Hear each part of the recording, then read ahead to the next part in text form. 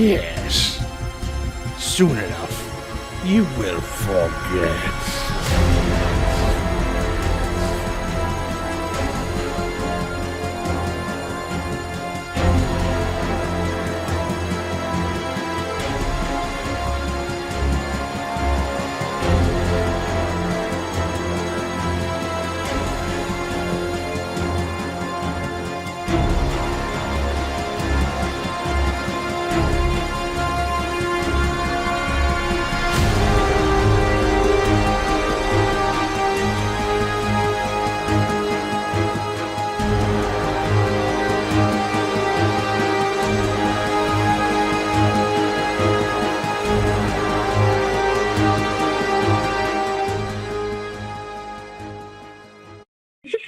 Ladies and gentlemen, my name is Michael Walsh. Thank you for joining me this evening. I can be known on the interwebs Venture 1399, and I will be your storyteller for Prince William by Night. And let's go around the table introducing our cast before we get started with this evening's shitstorm. I prefer to call it the smoke show.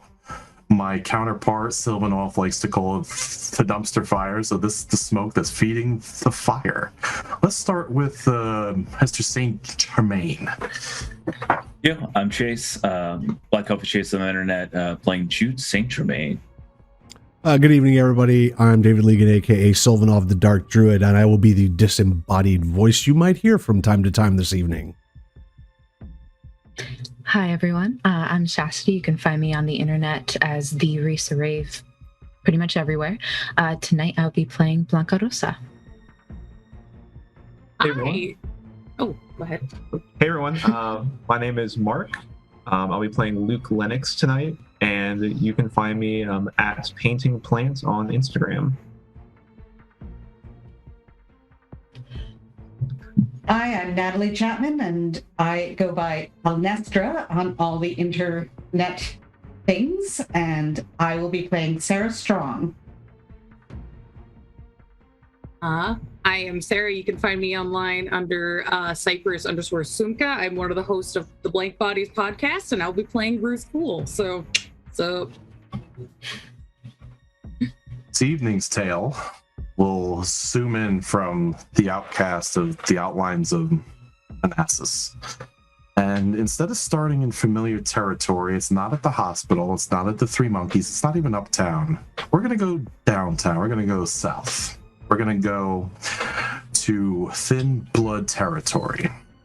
Originally, this tale started at the All Saints Catholic Church outside in a street festival where two of our kindred, Miss Blanka Rosa and Mr. Luke Lennox, were put together by none other than Mr. Milliner on a possible lead to Miss Rosa's issues with the upper archy of the Tremere.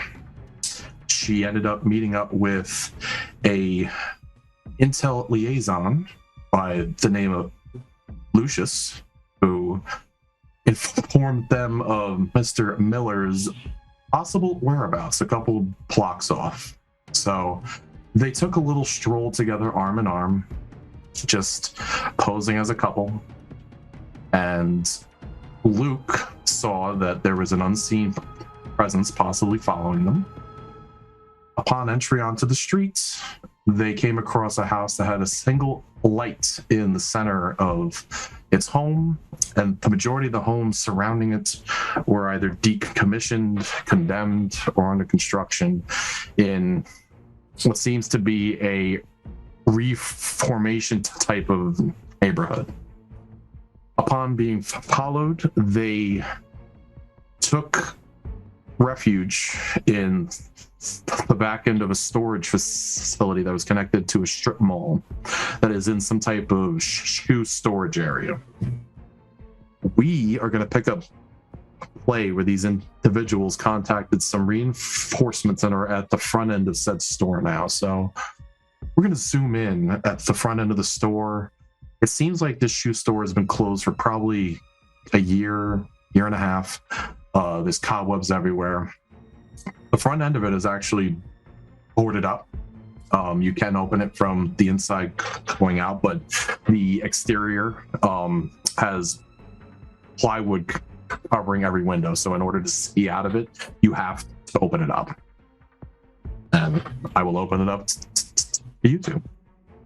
Blanka will have been on her phone, texting Ruth and Sara and telling them where to meet her. And simply to Ruth, she puts like a bomb emoji to indicate like it's urgent. With Sara, she doesn't use an emoji and just says, "Gonna need some backup." Mm-hmm. So you're sure he's not in here with us? Luke says. Not that I can see.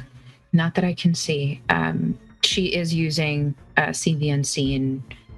I did see a strange thing that was obscuring itself, but so much so it almost looked like a glitch, as if you couldn't quite make out its face, barely make out details of a body.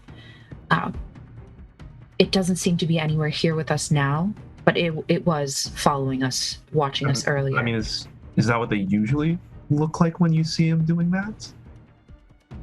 I have never experienced that before. Normally, I can see past any kind of strange veil, that will allow me to see detail. This is something different. Fuck. There's also a car at the end of the road. Someone's sitting in it, watching us. Fuck. Okay. Correction. The individual that you saw was standing behind that car. Oh, I'm sorry. So yes, retcon that. It's that same individual. Oh, okay. Retcon that. Not an individual in a car. The obscured individual was behind a car at the end of the block. Fuck. Well, I don't know if he's working for your old man, then I wouldn't have followed us this far out, but shit. All we know, he could be calling somebody else in. Yes, so if there's anyone that can help, I've already called on Ruth and Sara. They'll be here. I'd say that's for the best, really. Don't really know. I don't know any Tremere that can do that sort of thing. Granted, Miller, the old man, he's quite powerful, so maybe it's just something I'm unaware of. It rings Nosferatu to me, but again, I don't know too many Nosferatu who can obscure themselves so well that you couldn't even see details of their face with my particular ability. Could be more of the ghost shit? That, do you know anybody who could maybe help us out with that? Because at this point, nothing's off the table. I'd say Javier, but he can't be seen in the city right now. No, also he'll kill everything within 30-mile radius, so maybe not him. No, fuck. I don't know. I guess we can call Pixie CJ to get somebody else in. I mean, I don't know anything with this fucking ghost shit. I know how to ward them, but that'll take me 10 minutes. And I don't think we're going to stay in the same place for very long. He looks out the window, seeing if anyone's arrived. Says, So, to look out of the area that you're currently in, you're in a storage area. Yeah. And then the only other open path to you is to go out into the display area. So there's no actual window unless you're going to open up the front end, or if you're going to open up the door at the back end. he's gonna creep forward into the display area and see if he can look out the window in the front. You don't have any exposed window. Oh. Everything is covered in plywood. So in order to look out, you either have to open a door, Gotcha. Yeah. smash a window. Okay, not gonna do either of those. Luke's gonna send a message to Milliner, basically saying, on the job, ghosts help, ? You would immediately get a response and said, I'm on it, send an address. Shite. Okay. Luke would send the address back of the shoe store they're in. We're going to cut the scene here. Yeah. And we're actually going to go to the Three Monkeys, where Sara just received her text. And across the table from her is one Dr. Saint Germain.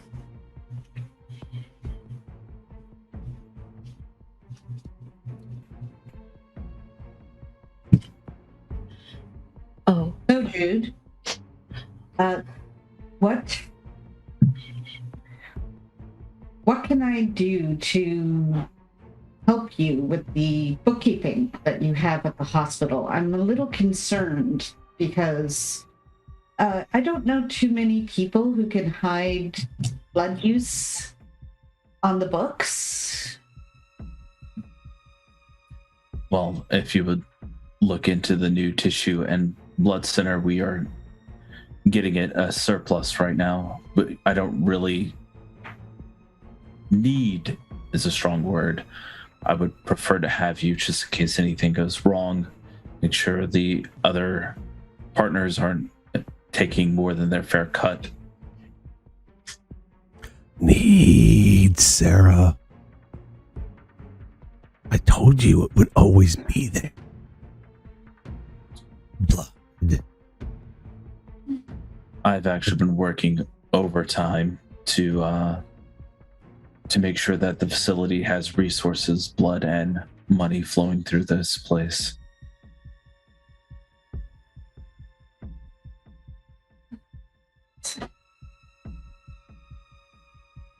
Yes, but in order to hide that surplus from the authorities, you need to be able to be creative, and that's kind of my specialty.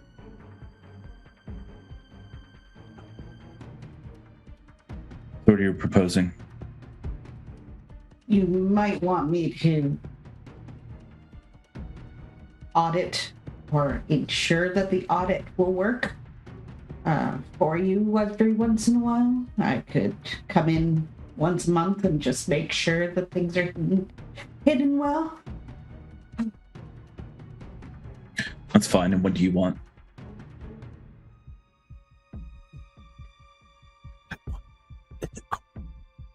It's the one we want. You smell. Antonio's condescending self. Not a voice she was expecting. Are you present? Are you here? What? Oh, sorry. Do you need to eat? Yes.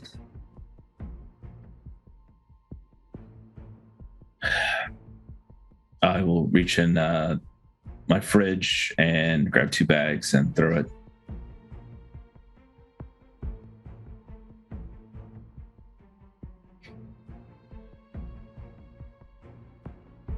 Thank you. For the Blood is scraps. cold. Blood is not your particular taste and storage. This is a portable storage unit that the doctor tends to carry around from time to time. It's not chilled to custom temperature as per the Three Monkeys, but you are quite hungry.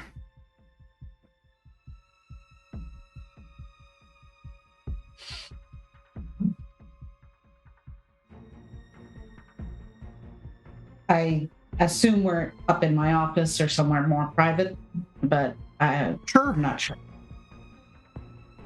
And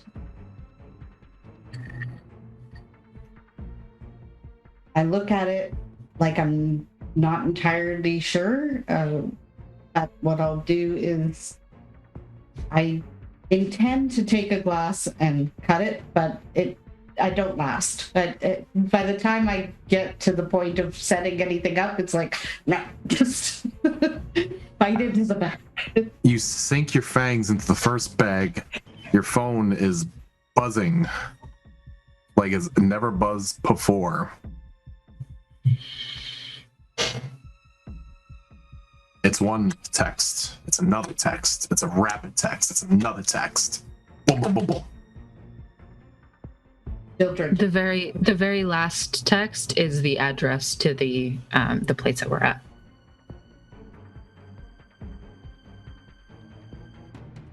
And at the same time, Jude, you have a text on your old ass, probably could stop bullets, Nokia special from Carlisle, which states, caught up in something, Luke is requesting assistance, and the address. I'm gonna message Luke back. If this is another invasion gone wrong, I'm going to skin you alive. Luke just texts back, your work.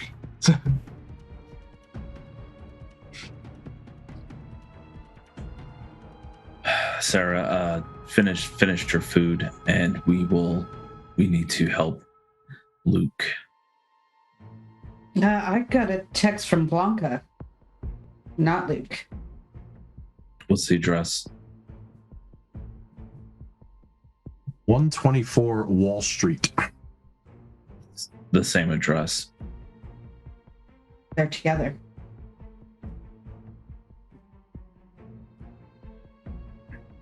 Who's driving?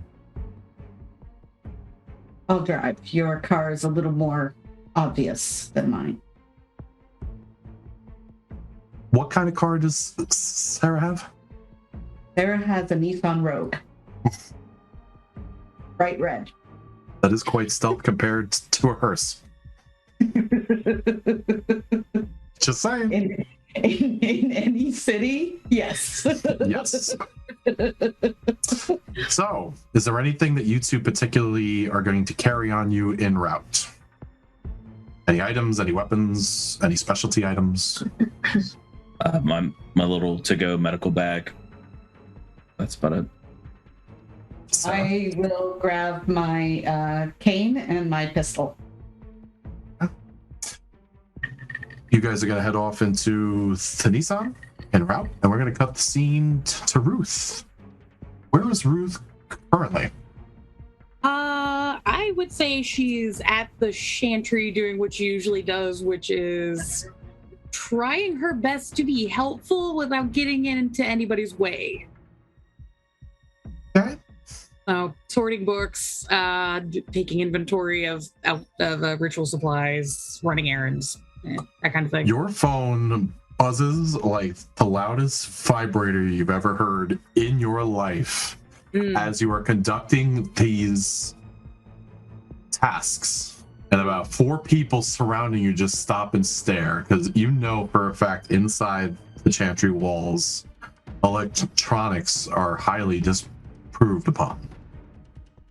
I just giant eyes, make the biggest, just awkward face, and then just slowly pick up my phone, which is this big, shiny Galaxy Note 10. So it's just huge and shiny. She's just like, and walks out of the room. You step out into the hallway and you receive a text from Blanka with a giant bomb emoji. Gonna respond back with, do I need to bring bolt cutters? She responds back with, that'd probably help at some point, and then sends the address of where they're at. Yeah, and she just responds back with just, got you, Goth Mom, and heads off to her little room. What kind of transportation does Ruth normally take out? Ruth usually uses Lyft. Okay. She understands that obviously bringing that to the chantry is bad, so she usually will walk out of the chantry a few blocks to meet up with the driver, and then she's going to give them the instructions to meet up a few blocks from the location and walk there. And are you taking along any items, specialty items, weapons, etc.? She's going to bring her. She has that the leather bag that's got the lining to block signals that she normally has, but instead of putting her laptop in it, she's putting in like bolt cutters, wire cutters, bits of wire that she's used for lock picking, markers, anything that she's she's done some petty crimes, and it's just kind of like, you know so what? basically, utility, stationary, and/or B&E items, Yeah, duct random tape, that can fit into a like a messenger bag. satchel. Yeah. Portable Faraday cage cloak. Yes. Anything else? Any weapons? Ruth's just like, I'm the weapon. I'm coming along. Okay. And before Partridge family gets together, Blanka and Luke, what items do you specifically have on you and/or weapons? Oh, good question. So my Glock, switchblade, my heels that are also blades, but these in particular are, if I stomp on them, blade shoots out the front. And then just any ingredients she would need for like her rituals of warding, tucked away in her purse. But yeah, that's it. I see you. I'll get to you in a minute. Luke? My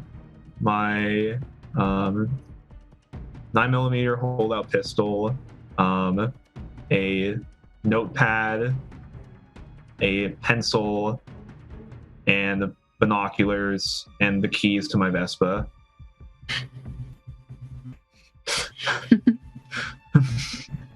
Fucking Vespa.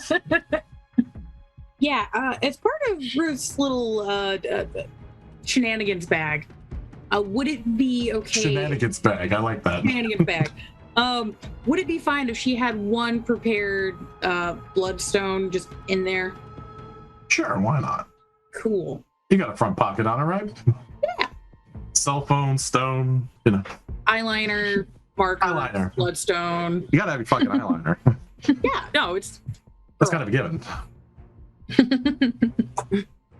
Alrighty then.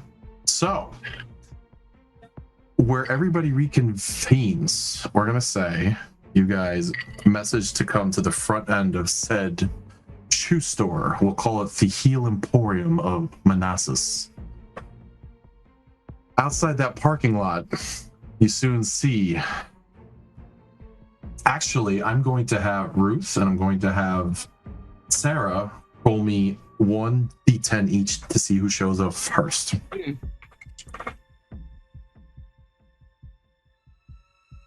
Got 2. Sara and Jude would show up first, and at the front end of the strip mall, you would see, besides a convenience store at the very end that looks shady as shit, every other thing in here, from like the exterior of a smashed out hookah bar, an old pool hall, an out of business shoe store. Yes, Blanka. I will have sent Sara and Ruth a text as well, like after I got the confirmation that they were on their way, being watched. Very So well. that they're aware there's something hidden but watching us. And I A couple of other small shops here and there. Go ahead.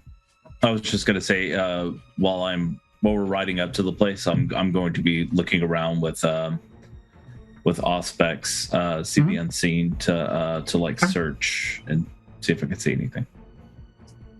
So knowing Manassas well, I would drive by the front of the mall and then find my way around to the back of the mall. So are you specifically pulling up to the back of the mall? Yes. Okay. So you do pull up to the back warehouse / loading dock / rear entrance area of the strip mall, which for the most part seems completely abandoned. The only thing that stands out is a rickety wire fence that has a bunch of different holes in it, a bunch of brush, and on the other side you can see a neighborhood, and creeping in from said neighborhood, and in expanses across the parking lot, you see a mist that is across the grounds, as in it seems like it just rained, but there's nothing wet out. And there isn't really a bunch of clouds or precipitation up in the sky. Very eerie, ominous feeling.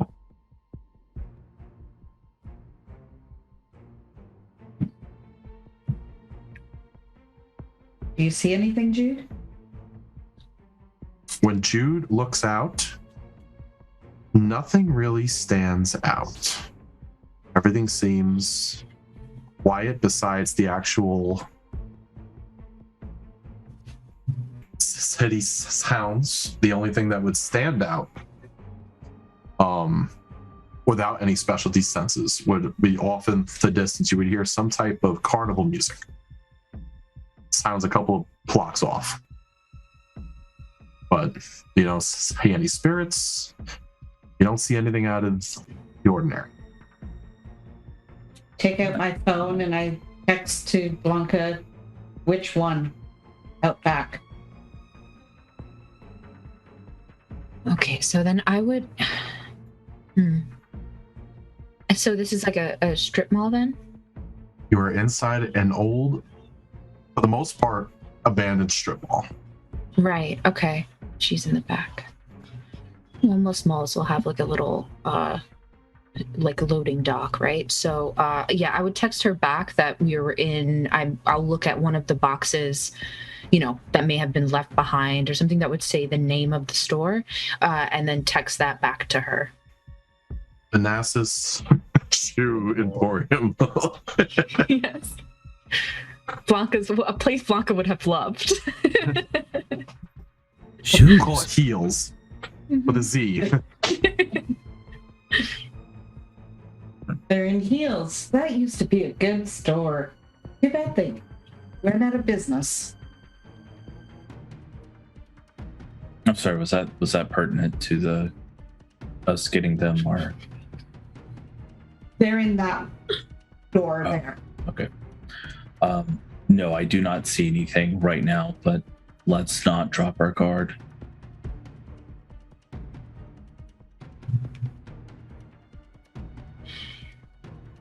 So did they get here yet? Luke asks as he is looking through a cash register. She sees this and doesn't say anything about him looking through this abandoned cash register. Register is open, empty, and covered in cobwebs. And says to him, Sara and Jude are here. Jude. Okay. What? I expect him to show up. Why is that? Well, because I didn't message him. I messaged our mutual boss. Well, but you know, they're family. Ah, yes. Cousins, I believe. Yes. But from what I understand, they're all cousins. You know, that whole bloodline, they're all cousins. Luke, you have an itch in the back of your mind that is telling you, yeah, the tray is empty. Maybe I should check under it. Luke kind of, as he says that, he kind of pokes the register's finger and tips it up so you can see what's under it.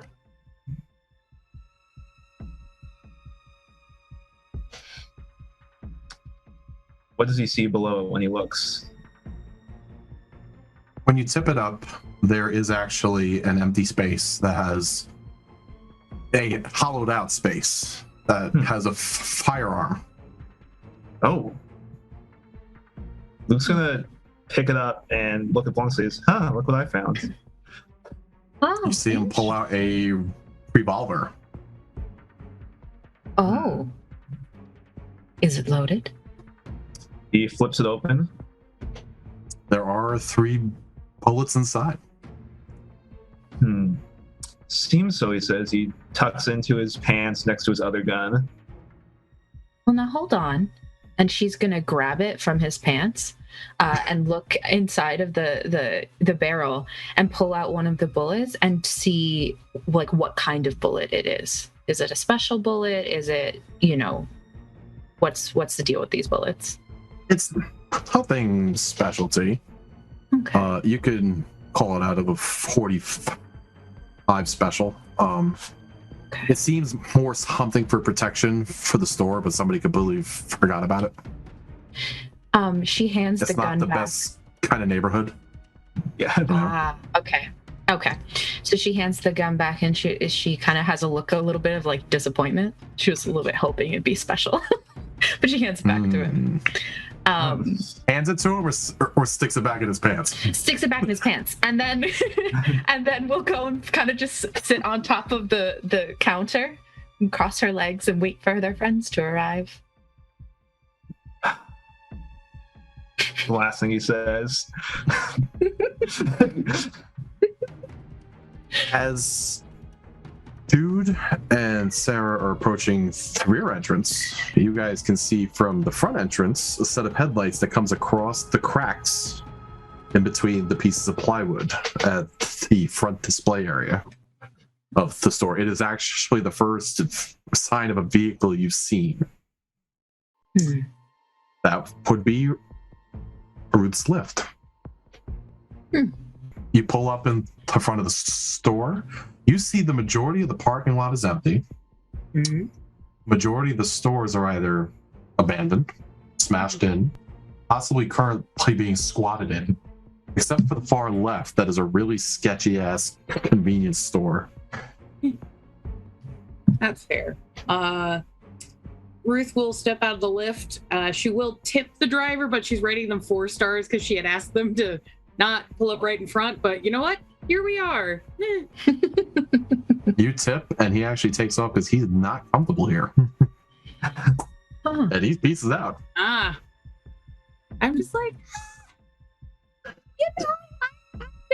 I grew up in a really sketchy neighborhood. This is fine. It's fine. This is fine. First thing Ruth's gonna do is look around and just make sure there's not any security cameras in the area. What's an awareness, unless you're going to be using anything in particular, like discipline or a specialty? She does have a specialty in surveillance systems. Why did you let him leave Under with that what? memory, Ruth? Your tech. You can do...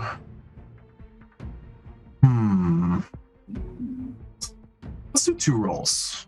Let's do wits and awareness. All right. And then you can do wits and tech.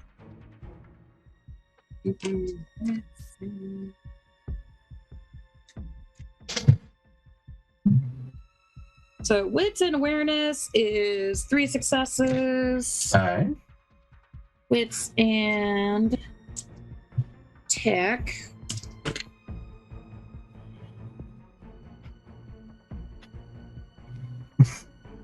That wasn't a good expression. Yeah. Well, I panicked for a second because I thought it was a messy crit. It's not. We're good. What's that mean with a good time?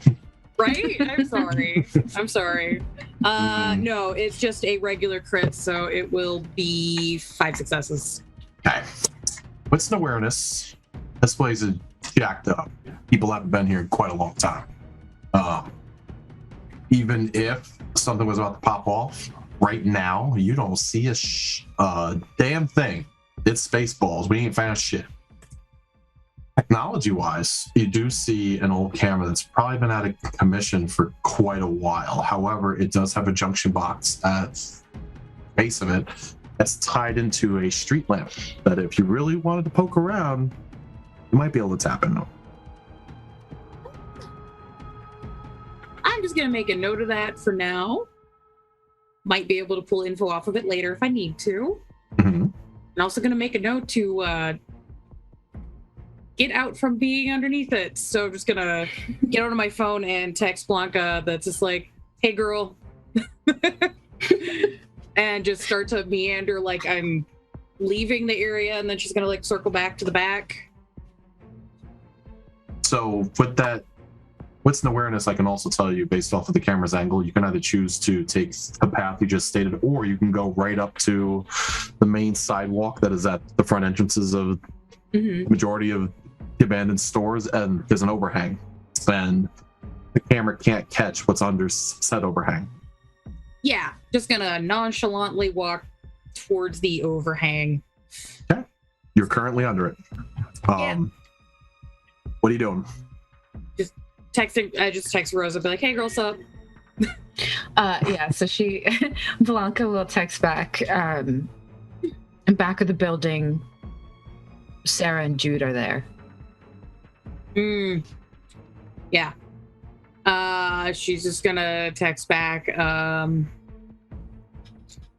this got interesting, and then a little, the emoji of the little party favor. Yeah. And then meander her way towards the back of the building, just being nonchalant, just like, yeah, no, I'm supposed to be here.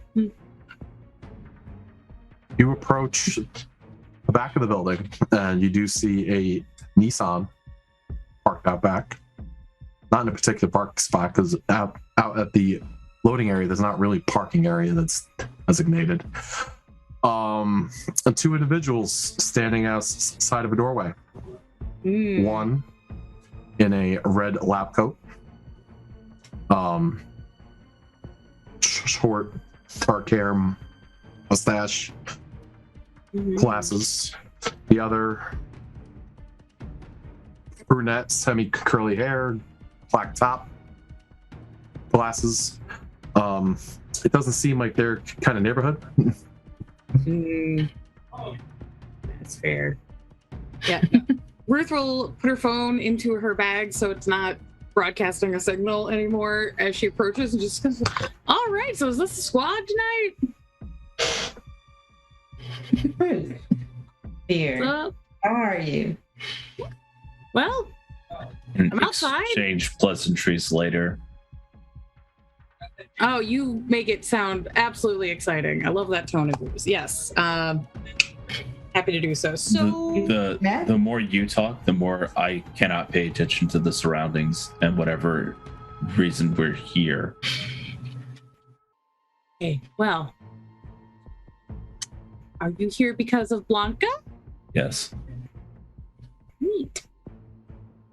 There's a text that she'll receive, and it's like a couple seconds too late given their conversation, and it's Blanka essentially saying, try not to joke too much. Jude's real serious. It's okay. That'll just sit in her bag, awkwardly alone. Are the three of you remaining outside?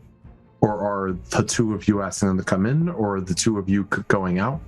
I am staying by the door, being hyper vigilant and watching everything that goes on. The minute that, I know that they're all, near the space, I will hop off the counter and say, come, Luke, our friends are here. And I'll start heading towards the back of the store. So that would lead to them. Door opens.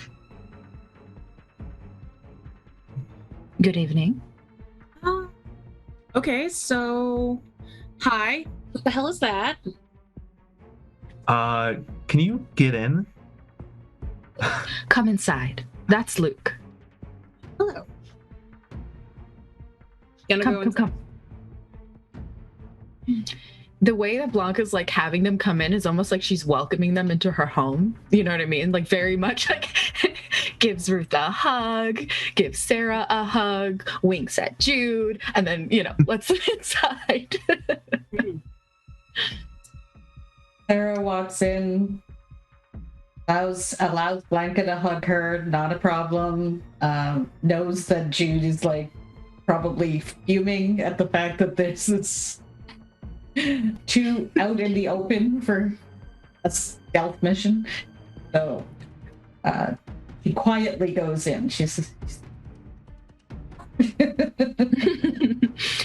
Once they're all inside, though, the kind of like pleasant nature that Blanka is having kind of vanishes, and she says to them, I got some news that Miller, and she looks at Ruth, Miller has been hanging around a house along this street. This is Thin Blood territory, so it's interesting that he's poking around here. What he's doing, I don't know yet, but as Luke and I were setting up to figure it out, we realized we were being followed by something that was able to obscure itself, but not in the way that a Nosferatu can, or at least that I know of that any Tremere can. There's no details in this individual's face or body. Luke thought perhaps it could be a ghost, but... Oh, that's why you called me, to deal with Thin Bloods and ghosts. Well, mostly the ghosts, I understand, but that was a jab at all of you. Full-blooded kindred. I'm sorry. Well, Mr. Germain? It's doctor, but that's fine. So, Luke actually messaged Carlisle, not you. I know. So if you want to blame anyone, blame him. We will have a discussion later. And where is this individual that's following you? we try to lure him in here, and then we wait out for 2 hours to see if they'd leave or whatever, and so I'm not hearing where. Probably back towards the house. That's where we first spotted him. Okay, Towards the end of the block. I'm going to open the door and start walking down that way. Is he going alone? Is he splitting the party? He is. Luke actually followed him wordlessly out the door. So did Sara. Like puppies. Okay. And then Blanca will, head out with Ruth. But she's going to remain a little bit behind the three and just watching their dynamics, the way that they move through the street. Blanca specifically will keep towards shadows and, just trying to avoid really being seen to the best of her ability. Anybody using anything specifically as far as stealth tactics that require a roll, any disciplines, any specialties? Let it be known now, or forever hold your fangs. Luke just has enhanced vision on, and he's basically following next to Jude, knowing that if Jude isn't gonna do a stealth thing, there's no point in him doing it. I almost forgot one thing, Luke. Yes. Sara and Jude and Ruth, please make me a wits and awareness. Oh my goodness. I'm looking for anything 2 or higher. Got dos. All right. Oh, damn. Okay, let me figure out what this is. Oh no. I got a lot of 10. No. This is either really good or really bad. It's really good. This is 7 successes. Everybody notices when you entered that storeroom, Luke has 2 firearms sticking out of the front of his pants. One, like a pistol, the other quite a large revolver. Uh-huh. Just try to keep that usually need a in your holster. pants. I mean, are you just excited to see me? Like, what's going on? That's no pickle.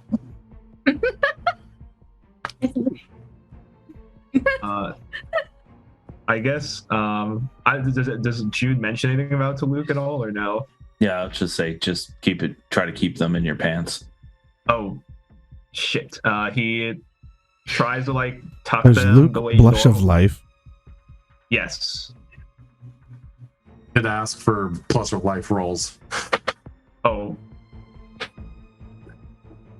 already done that. Do you need me to do it Yeah. again? No, he was saying, yeah. Yeah. Yes, Roll, Luke is so you blush of life. You are. If you're not, you're not. Y'all can hear Blanca's giggle. It's muffled, but you can hear her giggle at this exchange. Luke is gonna tuck the pistol. He's gonna tuck his normal pistol and where it usually hides, so it's not easily visible. The second way is Which is where?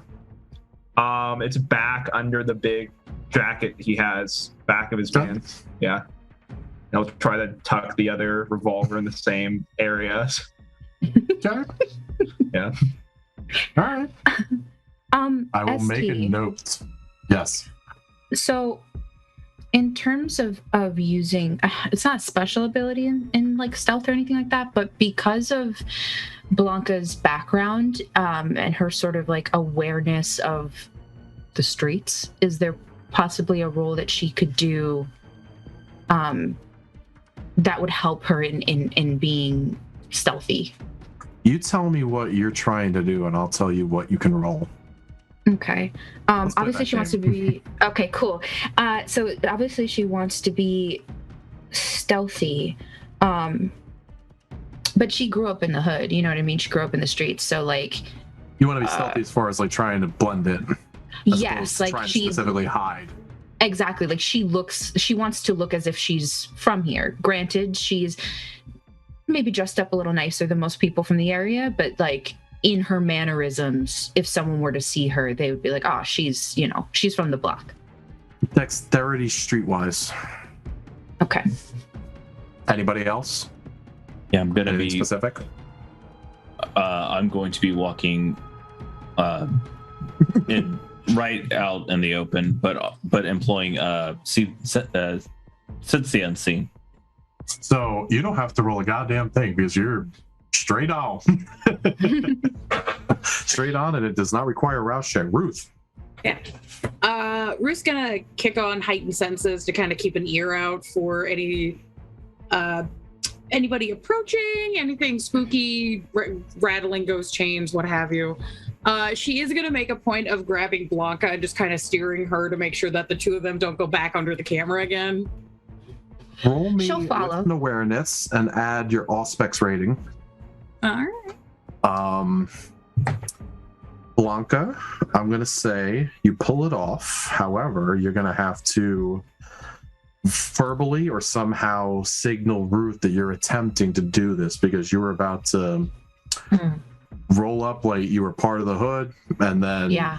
this Right. bitch out of nowhere just hooked you out like, oh yeah, by the way, yo. Oh, no. Ruth is also technically from the hood, so she gets it. She's just Ruth leading into the I'm an oblivious white bitch. I have no idea what's happening, and I'm just gonna very lightly tug on, like and I'm that. part of her posse. So when like she that. does that, when So she kind of like, I'll tell you what.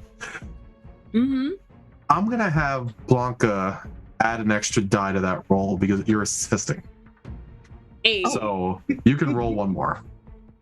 Okay, let's see what we got here. Sara. Got 2 on the So with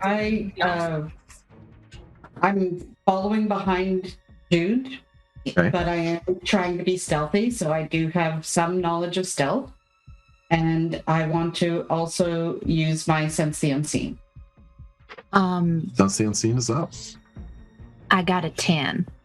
So that would be 4 successes.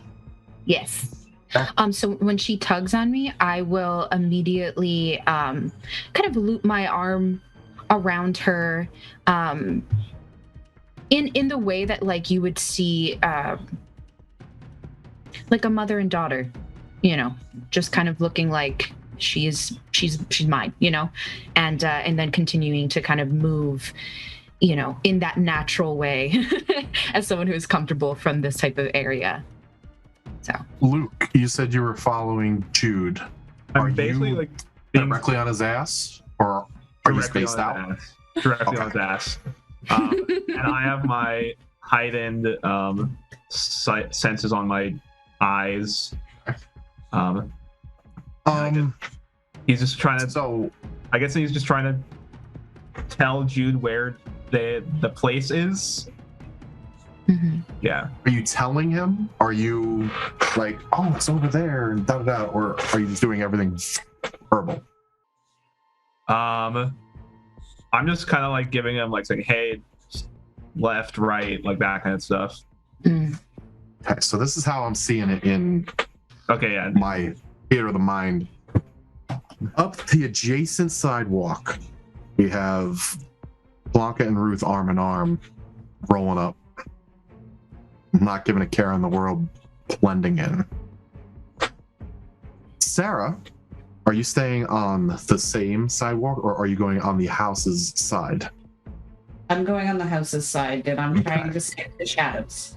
So instead of you going the direct route that Jude is, you actually cross the street automatically from that parking lot. Make me a Dex and stealth roll. And out in the open, there is hero roll required for Jude and Luke rolling up, not giving a care in the world. Standing out like bing bing. Yeah, so Yes, Sara. Yeah, so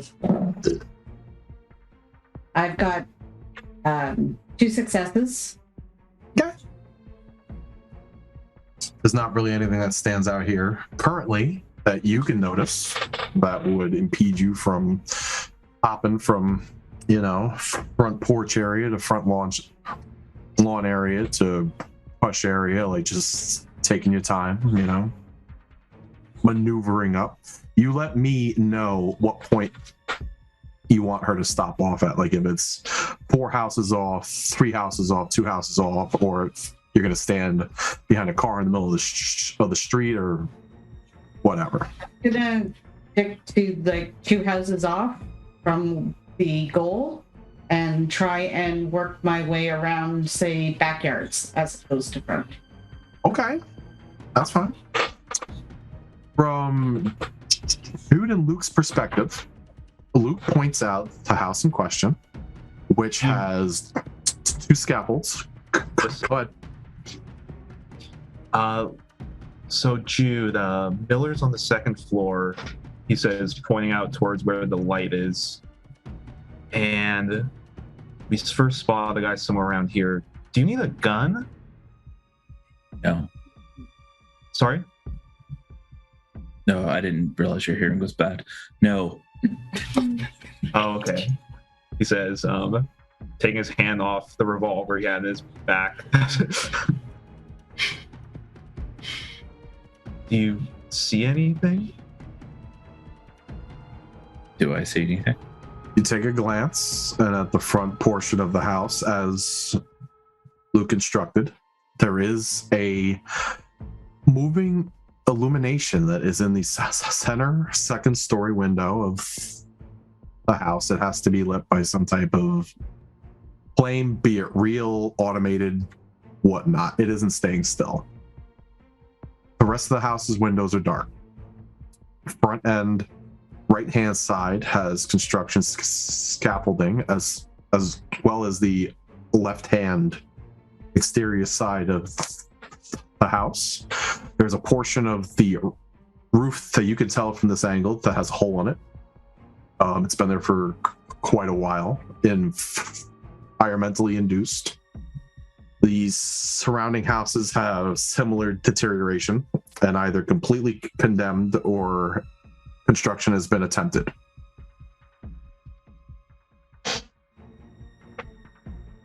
Besides that, you don't have anything else that stands out. Get out my flashlight that's in my bag and click it at the window a few times. You wait a couple of moments.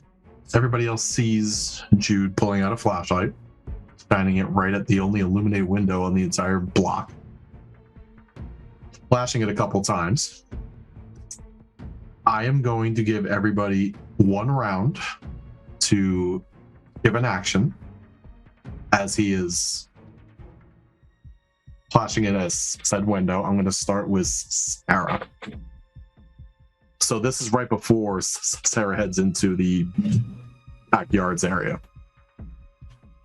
At this point, if he's flashing the light in the window, I'm going to run up to the scaffolding on the side and try and get beside the house. On the 1st floor, or are you going to try to climb up the scaffolding? she will eventually try and climb up the scaffolding to get to the second floor. Yes. You can make me dexterity and athletics.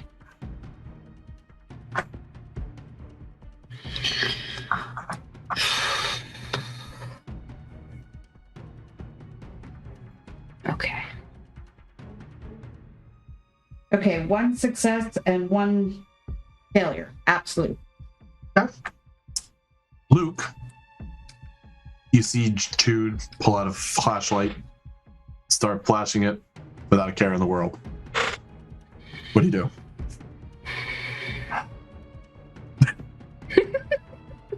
That's it. That's it? That's it. Okay.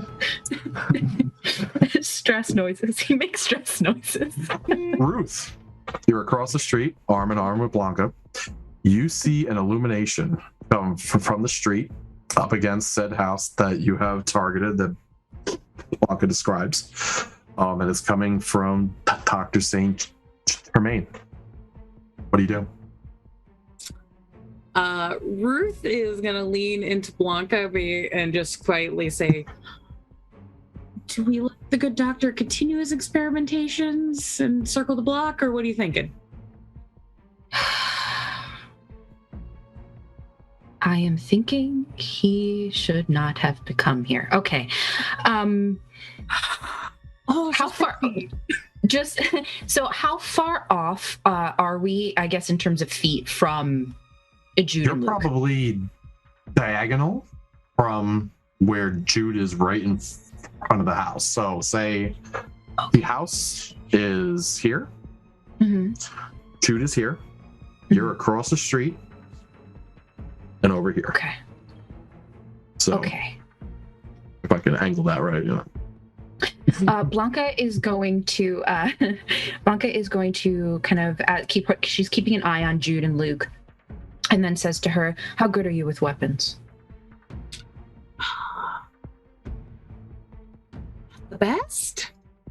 Okay, so she hands her switchblade and says, you stick the pointy end into things. And then you guys will have to tell me how to do this. But she would like to activate feral weapons, which is a protein ability. And it is. Yeah. So while I look this up really quick, Luke. It's just aroused and then you get it. Okay. You only did a facepalm. Yeah. I consider that as part of a talking action, which that really doesn't take up an action. So are you sure there's nothing else that you want to do? You don't have to, but. So I'll back you up. Okay. No, he says that to Jude. Yeah. Yeah. Cast. Now I would like to flavor this because I know in the books, right, it says that your claws get all long and shit. Can I do something a little weird? You tell me and I'll tell you. Okay. I like so weird. I want it to look for a moment as if Blanka is yawning. And if somebody were to carefully watch her, it would almost look like the way snakes look when they unhinge their jaw. And the scars look like they open up just a bit, and then her, not just her fangs, but like her teeth all become real sharp. Sure. There's no thing for that in the book, and instead of you get biting and inflicts a penalty unless you have someone grappled. When you use feral weapons for that purpose, there's no penalty, and it's just 2 aggravated damage when you bite somebody. Okay. Okay, cool. I will remember that. So that happens. It's like, so Ruth is right next to her seeing this. Ruth's eyes just go really wide when she knows that she's holding the switchblade. She's just like, yeah, it looks as if like she yawns, and then you can almost see as if there's like 2 plates under there that kind of like, and then the sides of her mouth kind of open up a little bit, so there's a little bit of blood coming out, and then sharp fangs, and with that she will sort of like simultaneous as this is happening, she like moves the slit in her dress and pulls out her gun that she has like gartered to her thigh, and kind of just sits and waits and sort of crouches. I'm assuming there's cars on this street. A couple. Okay. She would. A lot of them are abandoned. Yeah. Okay. So she would, in a kind of guiding manner, guide Ruth to one of these cars and just kind of crouch so that she's sort of hidden. But also like at the ready that should things pop off, she's ready for the smoke. The smoke. Let's unhurl that smoke. Who starts? Okay. I'm gonna pull a page out of David's book. Multiple things happen at once. Oh, God. Dude starts flashing his flashlight. As he does that, Sara, unbeknownst to the majority of you, is at the side of the house already. It really doesn't take a lot to climb a scaffolding. However, you're not very stealthy about it, so it is semi-noisy. But at the same time, from any window vantage point you get inside, it's either too dark or you can't see anything moving around. You don't think anybody has noticed. You're currently staring in on the second floor on the west side of the house. It seems like some type of boudoir room of sorts. Empty. Would any of us be able to see her from the street? From what everybody described that they did, the only person that would probably see it is Luke. Okay. Because he's close enough. Right. Okay. And I'm just gonna assume, even though you can correct me, Jude, you're pretty focused on that center window. That's fair. So, if anything, Luke would probably see some movement over there.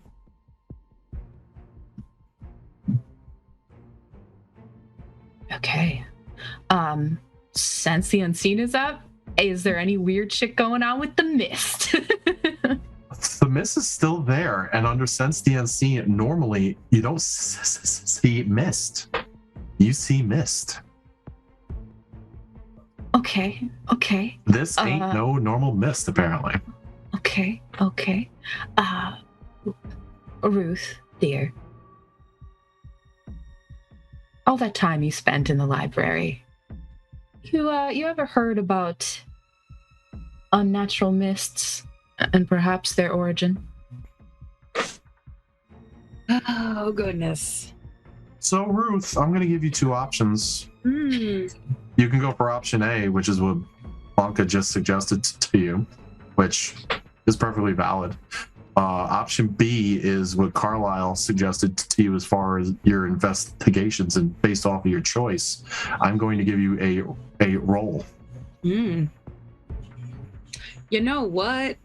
I'll take option B. I like door number 2. Let's see what's going on. So door number 2, he told you to specifically investigate in Thin Bloods, and you've been rolling up on some Reddits, you've been rolling up on some dark web kind of shit, because you're kind of a big deal on, Yeah. So you can make me a intelligence and technology.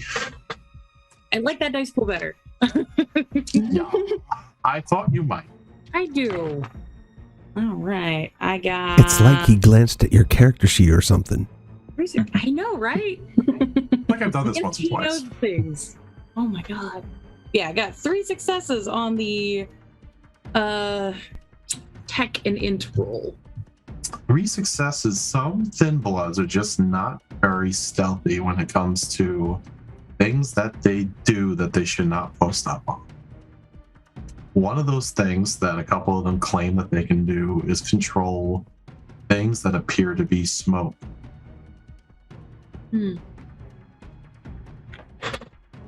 Interesting. Hey, Blanka. Would you be offended if I just took a really direct approach, just really briefly? Blanka will readjust her body so that she's covering Ruth and says, go ahead. Cool. She hands Blanka back the knife. Cool. Knife. Gun. Take your knife. And Ruth is going to approach the house slowly with like her hands up to show that she's just like got nothing on her, and she's like, I'm not doing anything weird. And she's gonna walk up to the front door and just knock on it like a normal person. Now, in order to do this, you are going to pass the path of Jude and Luke. That is fine. So, are you two doing anything once you see Ruth approach and attempt to walk past you? Walk up the front entrance and attempt to knock. With her hands burned. Just hands up, just like, Luke's gonna turn to Jude and ask, Ruth, that was my approach as well, but I don't want to impose. They know that we're here. I'm not going to encroach on their domain, whoever it is, so I will stay like and not going like before the threshold of like going on the building. Luke?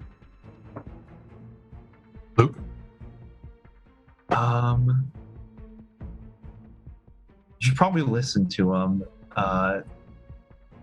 If you go on his door right now, he can do some bad shit to you, probably. I mean, most people could do bad shit to me at any given time, to be fair. But he could legally do bad shit to you. I mean, I'm just... Look, if this is somebody's domain or haven, I'm trying to be a friendly neighbor and just say hello. He looks to Jude to see, like, what if try to get a read on Jude. I'm sorry, am I not expressive enough for you? No. No, I think we should not be on their domain unless invited in.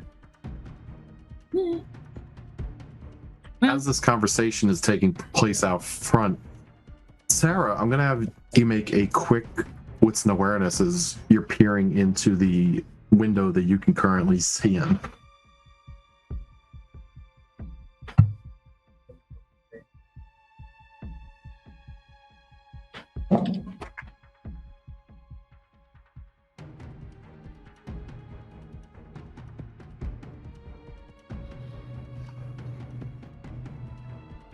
That's 3 successes with 110 on a black die. 3 successes. You do see from illumination outside coming in from the street light. That same mist that's outside is inside the flooring of that room that you're peering into. Yeah. So, Mm-hmm. do you have any type of special knock that you produce upon such door? Literally just gonna do shave and a haircut. Okay. Ruth, Like the least offensive, threatening knock. that angry, narcissistic voice pops up in the back of your head. Duck.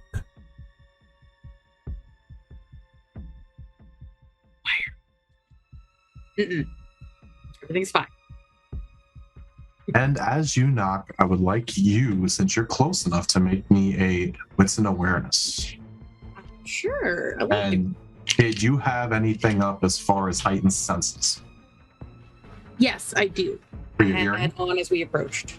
So please add your Auspex rating to that roll. For sure. So we got 3. With a tree, you hear several footsteps come from upstairs, heading downstairs, and it's not walking. Yep. After knocking on the door, Ruth will take a step back from the door and just stand there with her hands on her hips, just kind of a nonchalant, just like, waiting. The door does indeed crack open. Sara, you too can hear footsteps. You don't even have to roll because you're so close to the house, you hear several sets of footsteps, not only heading down the stairs, but at least 2 pairs running around upstairs on the current floor you're staring into. The front entrance opens just a crack. Mm-hmm. Can I help you? Hi. I wanted to apologize if my friends spooked any of your friends. Your friends? How many people are on the fucking street? She's gonna look behind her. It's like, well, 3?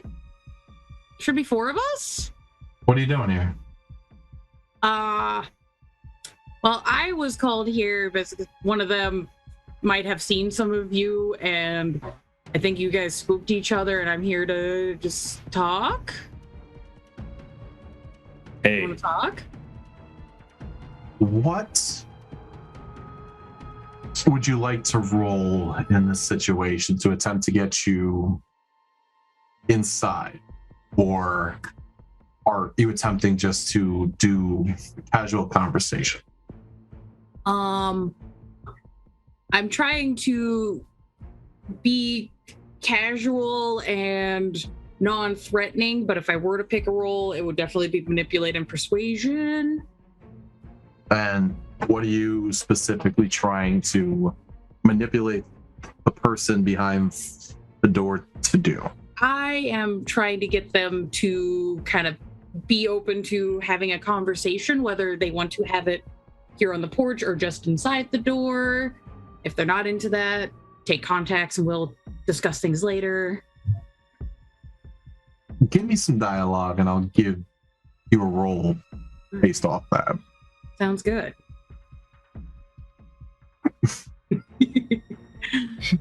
So, I am aware of what you guys are, and I would like to extend you guys a greetings and hello from the full-blooded guys that are usually pricks to you, and I'm really sorry about that. I'm not into that.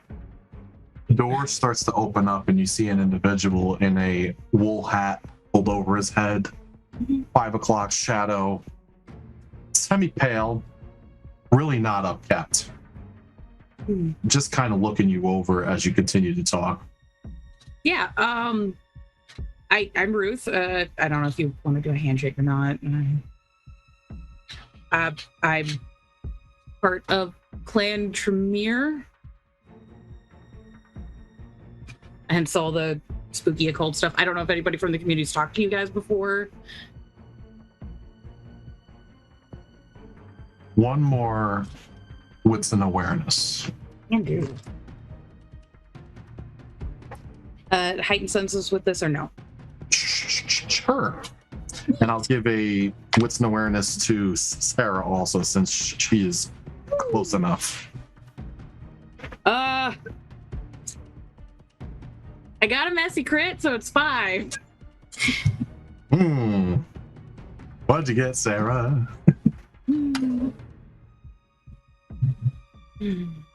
4 with a failure on a blood die. Okay. Still good. You're still good. Ruth. Yeah. As you're attempting to negotiate,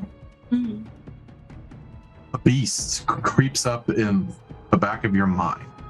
What are you, a fucking Mormon elder?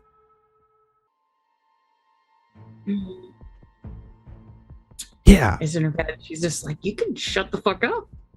You can shut the fuck up. If your methods actually worked, maybe the Chancer would have been exploded. Yeah, you didn't have nothing to do with that. No, actually, I didn't. You sure? The Prime Chancer? Yeah, no, I'm pretty sure I had nothing to do with that. Maybe we should try being nice. Why are we here? Because we're helping friends and we're trying to keep people from getting executed en masse. I don't know. Seems like a good idea. Yeah. What do they taste like? We're not gonna find out. We read about that. As you're saying this out loud, a person at the door takes a step back. The door starts to close, and based off of your roll and Sara's, you both indeed hear the sound of firearms clicking into place. Yeah. Yeah, Ruth is gonna kind of buckle down, like, look, guys, I frankly personally do not give a fuck about what anybody at Elysium has to say about you. I would rather you guys not get murdered and actually be treated with rights. Because you're kindred and you should be treated as such, which is why I'm here to apologize for my friends intruding on your domain. When you say apologize, the door closes. I'm going to give, since Blanka is too far out, the four of you are going to have one round to act. The two of you that heard the firearms are going to have the option to go first.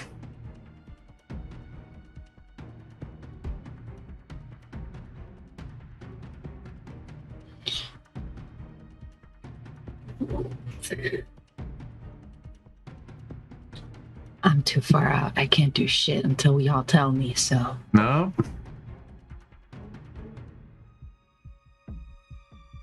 I pull out my gun and I obviously click it Got so Luke can see.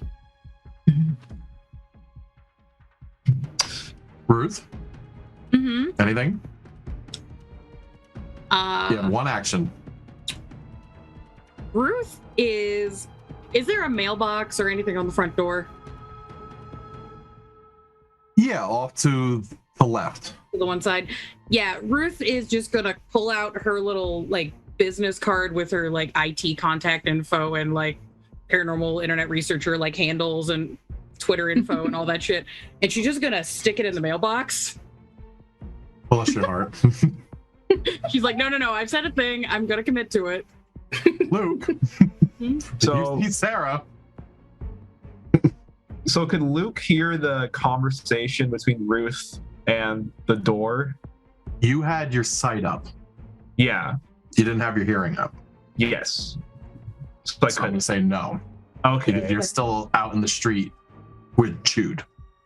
But he does have a specialty in here. Yeah. He does have a specialty in hearing. Yes. I'll let you roll it. Okay. So just wits awareness, I'm guessing. Mm-hmm. Plus your bonus die for your specialty.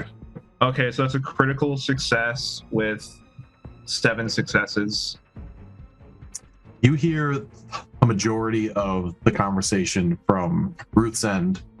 You hear half the conversation from the gentleman inside's end before he shuts the door. He says to Jude, she fucked it up. This is a goddamn thin blood nest. And he is gonna go run off into like cover or shade somewhere and try to hide. X and athletics. Okay. Dude, are you doing anything, or are you still flashing off into the window? I'm gonna stop and then grab a it looks like a chemical bottle from my bag and put a little strip of cloth in it and wait. Okay.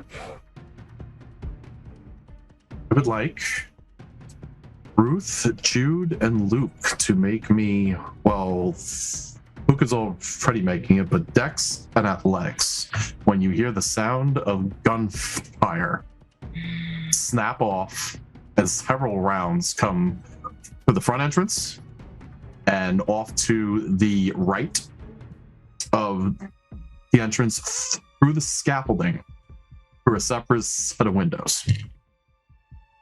No? Which floor? 3. And Ruth got to settle. No, yeah, 0.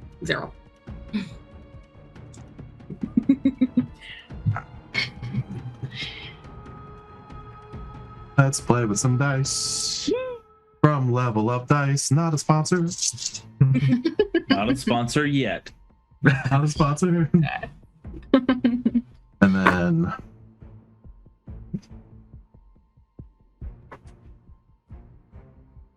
Ruth is going to take 2 bullets to her midsection.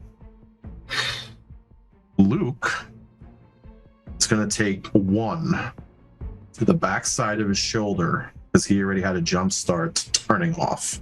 Okay. So round it off.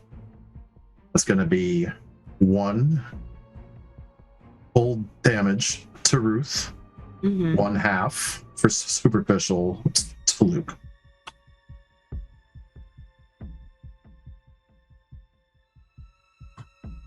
Jude, miraculously, you're like the fucking Matrix. Oh, yeah. That's just how it happened. I'm assuming Blanka not only hears but can see all this.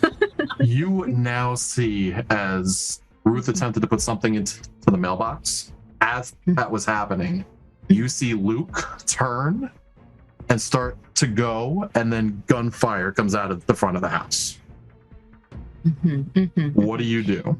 Okay, so quick question. Can I see the flash of muzzle to get exactly where it's being shot from? Enough that came through the front entrance. A couple of the boards fully come off of a door. You could see a couple of flashes, but nothing in particular. Okay, so just within the house. Cool. That's amazing. Love that so much. So Blanka is going to run forward, and as she's like passing Luke, she's going to be like, pussy, and then keep running towards the front of the door, and is going to grab Ruth by the collar of her shirt and start to kind of pull her away, to the side away from the door. Left to right. Oh gosh. Split second. Sara what side is Sara on? Sara's on the west side, right? So I would go in that direction. And as I'm doing that, I have gun up, and they're all within the fucking house. So yeah, gun up, and she's just gonna kind of have it there to cover her just in case. But her goal is to move Ruth out of the way. Sara, you were the only one that heard everything, but to not actually have a chance to get fired upon. Are you doing anything? 2 things. I want to maintain my composure in the middle of a firefight, as I've been in this situation before, usually with me being inside the building, so this is a little bit weird. We'll change. But I do want to essentially, 1, know if the mist is still in the room inside, and 2, which is their ways out of this building, and can I keep an eye on them?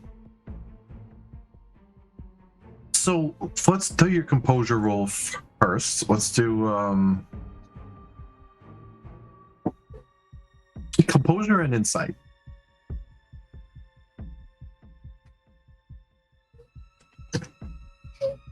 Sorry. That was a problem.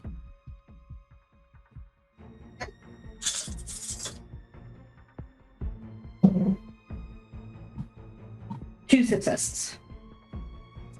1 on each. You do maintain your ground, surprisingly.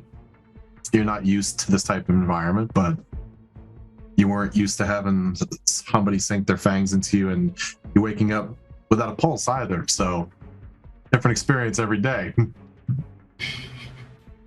I'm now going to have... aware of how gangs work and how the mafia deals or has dealt back in the Roaring 20s and Prohibition, and all of that is coming back to her, and she is looking for the escape routes because there's always some. So Everyone knows which way they want to go when they're running. I'm going to ask you one question about her history. How long has she been in Manassas specifically? 18 years. Okay. I would like you to make me a academics and wits roll, since this is happening split second.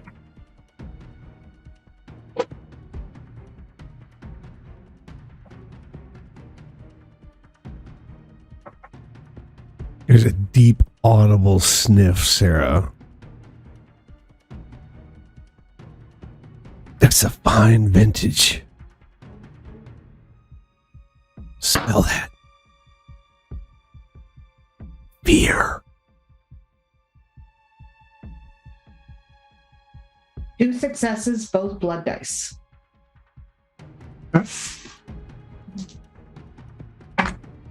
You know, from being in town for so long and having to do dealings in other people's homes from time to time, you do recognize this style of house. You do know that there's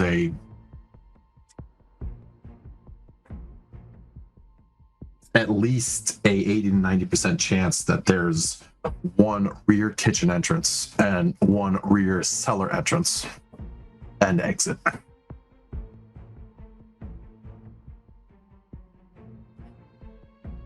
And does the scaffolding go to the rear? All the way? The scaffolding does not go all the way. It seems like it's specifically set up so it can do work on the front display of the house, and the scaffolding that you're currently on is built to go up to the roof. So something having to do with either the framing on top, the shingles, the gutter work.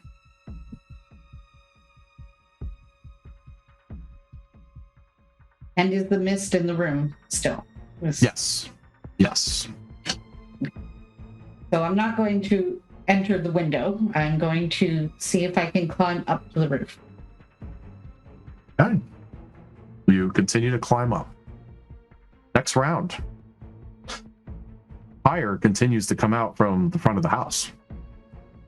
So, for Blanka, Ruth, Jude, and Luke, please make me a... I didn't. Can I? I readied that my acetone container. You did. I would like to light it and then throw it in the entrance. Sure. Let's do a hex and melee. What roll do you need for these incoming bullets? Dex and athletics, unless you could tell me something in particular. Luke, you're gonna get bonus dice because you actually actively dodged on a car. Yeah. So add 2 to that. Okay. I'm gonna rouse and get one hungrier to bump my my roll. In what? Specifically for Dex? Okay.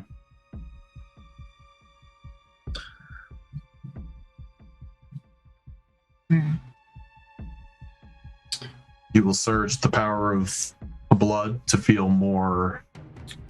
Yes, I got 3 successes. Circulatory, and you I'm know.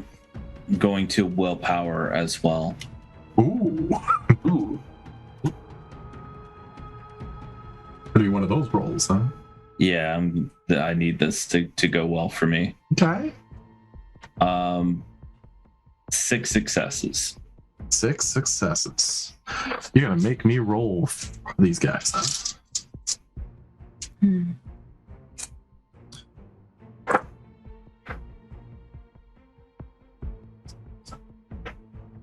Well, it's more so like that's not my real intention, is not to harm them, but like what type of chemical is this? It's acetone, so like even room temperature, it has a chance of like combusting into flames. So, but it's a container, and I'm throwing it out at a wooden structure, especially at the entrance, so they can't come through the entrance without being burned. And I'm hoping to catch the bottom of the house on fire. So, would you like the good news or the bad news? Fuck me up. Good news is you make it right into one of the holes. So it actually goes on the inside of the main entrance. The bad news is I rolled at least 7 successes on firing out at the same time for round 2. One of those bullets is going to clip that. So it is going to indeed cause an explosion. Dig. Blanka and Ruth, theater of a mind. How close do you guys consider yourselves to the actual front entrance after you pulled her out of? I would say, based off of this picture here, probably just like to the window there. I mean, if it's any consolation, Ruth is not tall. She's tiny. Small. She's a small. I want to hear all the excuses now. No. I'm just saying. Yeah. No, I would say in terms of just being honest here, probably to the window. Mm-hmm. Who is closest to the door? When you pulled her, did you put yourself in front of her? Did you pull her and just have her right next to you? Nope, I am in front of her. Okay. I am. Yes. Yeah, that was a choice I made. I thought you just grabbed her by the collar. We're just like pulling her back. Until I got down the bottom of the stairs and then kind of trying to shield her. You know, she's already taken 2 to the stomach, so. Mommy, why? As you pull her, you hear something whiz past your head, like some type of hand-shaped object. Oh. Front doors blow off. The front end of the house is engulfed in a fire plume. Okay. You're gonna catch 2 aggravated. Right on the left side of you. Okay. All right. I also need you to make a Rorschach check. A what check? I'm sorry. So it's going to be fear of flame. Okay. So what because is it's that? it's an open explosion. Right. So what do I roll for that? Your available I'm looking it up willpower. really quick right now. Yeah. Oh, my willpower, is that what it is? Your current available willpower, which I have you at 5. Mm-hmm. Yeah. Okay. You don't roll any blood dice. It's just straight 5 dice. Okay. 3 successes. 3 successes. You take the searing burn that goes into your undead flesh. Part of your outfit gets completely singed off. Oh, good. So we half naked now because I was wearing a dress. Okay, that's fine. And your inner voice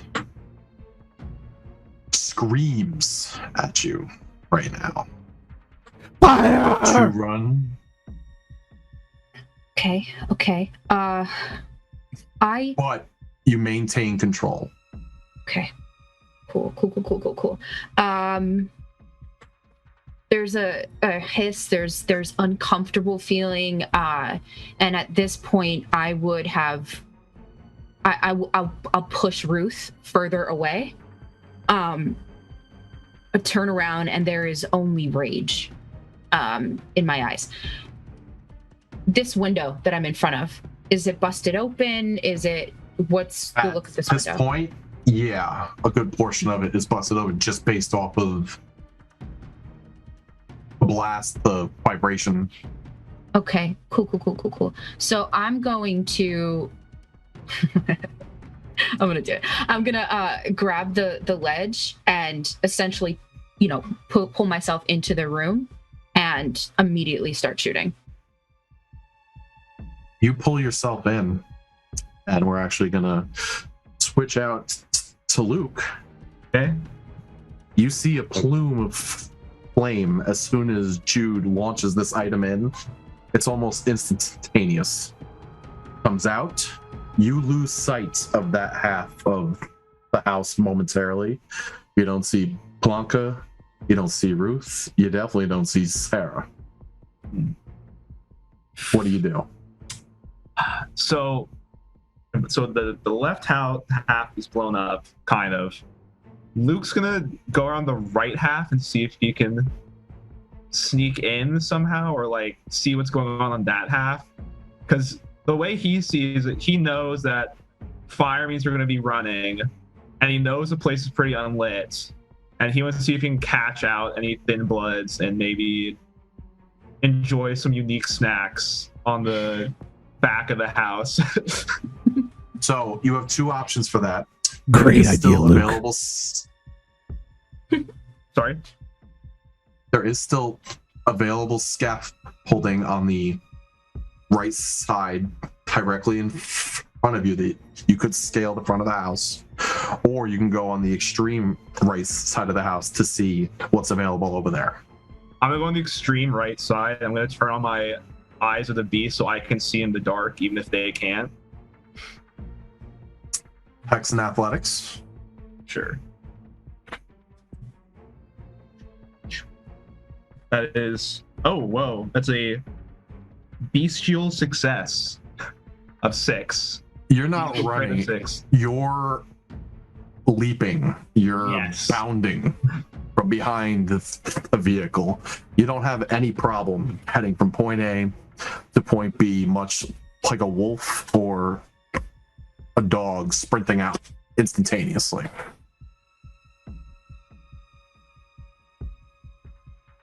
So I pole vault over the last thing, and I land on all 4s, and I look around, and I unsheath my feral weapons as like my teeth begin to grow beyond my lips, and my fingers begin to lose some of their joints, becoming just bladed claws sunk into the dirt. Let's get a rouse check. Yeah, let's see if I get hungrier from that. I do get hungrier from that, so I'm at hunger 2 now. Nom nom. Your eyes illuminate red. Chaos makes for easy hunting. You do see from that portion of the house, you peek into the windows, there is smoky chaos inside.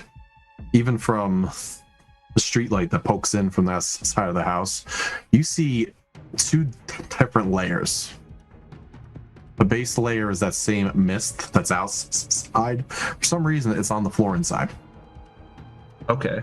The top portion is actual smoke that's obviously coming from some type of internal fire. You do see several people running past a doorway. Some are going upstairs, some are going downstairs, some are going straight down a hallway. Do they look alive or do they look dead?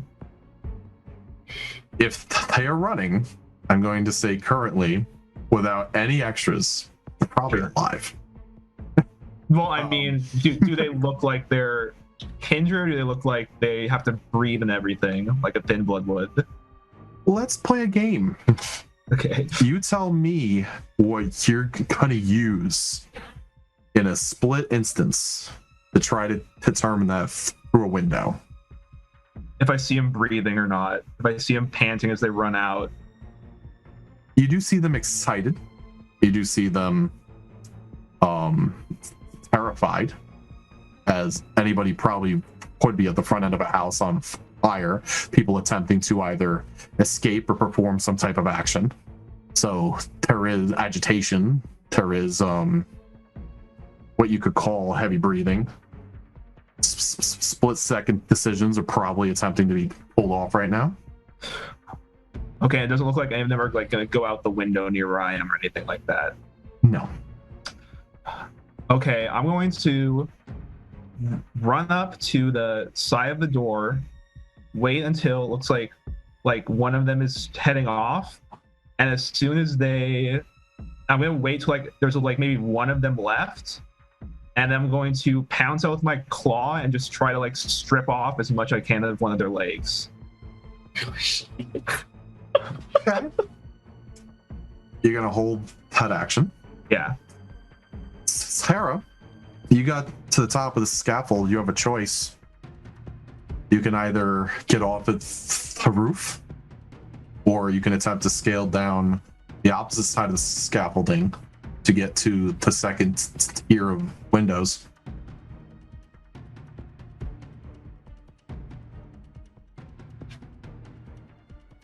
I was gonna go on the roof in order to determine if I could see the back of the house, because that was the goal, was to watch the back. But I've just felt an explosion behind me. You did. Yes. So, before you do anything, I'm going to need you to make a Dex and Athletics to attempt to hang on. And I need you to make a choice. It's going to be very important. Are you hanging on to the house structure or onto the scaffold? I'm hanging on to the house structure. Okay.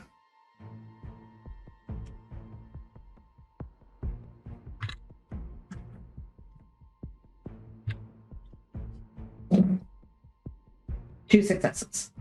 2 successes. You feel an extreme vibration as this explosion goes off. You actually can't hang on because it shakes the front of the house. I need you to make me a second Dex and Athletics to attempt to hang on to the scaffolding, otherwise possibly falling off. Yep.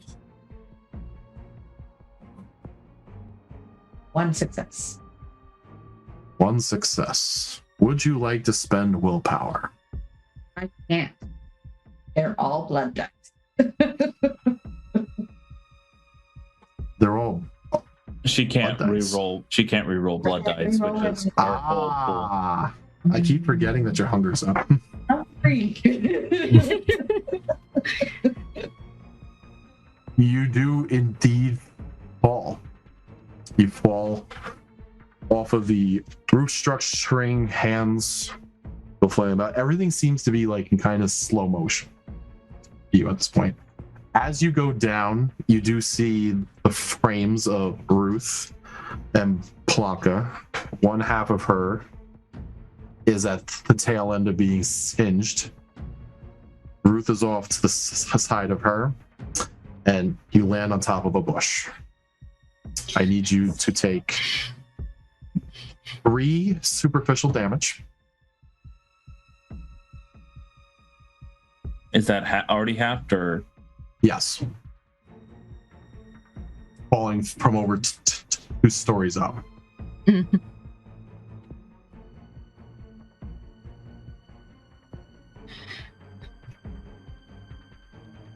Ruth, Mm-hmm. you got pulled out of the way by Blanka. Mm-hmm. You possibly heard an item be flung into the front entrance and almost instantaneous. Yeah. Kaboom. Yeah. You can smell dead flesh very close to you. Burned. Hair. Burned. Fabric. Burned. Yep. What are you doing? Gonna boil us alive. Great. Good job.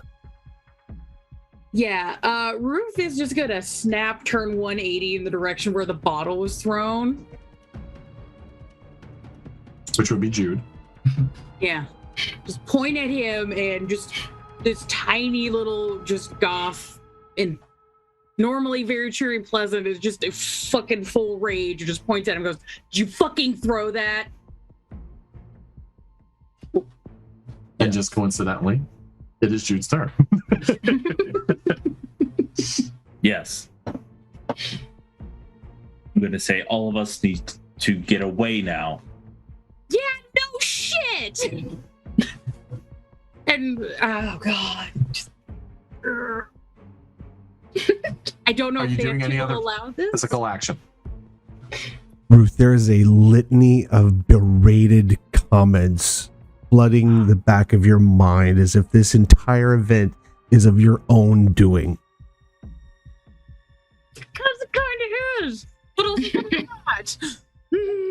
Yeah, no, after just yelling at Jude to be like, yeah, no shit, she's just gonna immediately turn around to go get the crew and get them to get the fuck out. And is just screaming basically bellowing at the top of her lungs that this is absolutely fucked up. We have no right to be here. Get the fuck out of the house. Jude, are you performing any physical action? Yeah, I am going to bolt away from the house. Okay. Blanka. Yeah. I'm inside the house. You are inside the house. Yes. So what do I see? I You have pop the. off. And Yes, I do. Yes, I do. You do. And there is a litany of smoke surrounding you. Right. You do hear several individuals running around in panic, screaming, we need to get downstairs. We need to get downstairs. We got to get the book. We have to get the book. We have to get the fuck out. We have to get the book. And you hear somebody else that's heading upstairs and says, you need to tell him to get the fuck out of here. Okay. Which direction do you go? Okay, so Blanka actually will. So this room is essentially filled up with smoke, right?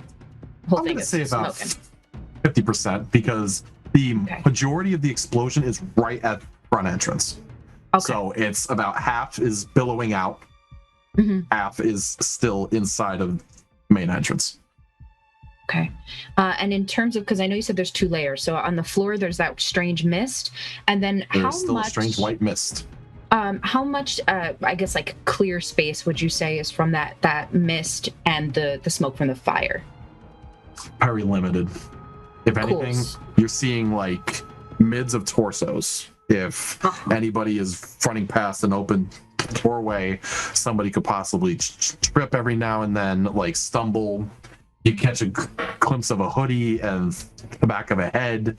You do catch a body part over here. There is a huge, at this point, singed blood splatter up onto the ceiling to a point. Even if it was going to set you off, you wouldn't be able to do anything. It's just like extremely burnt, congealed combination.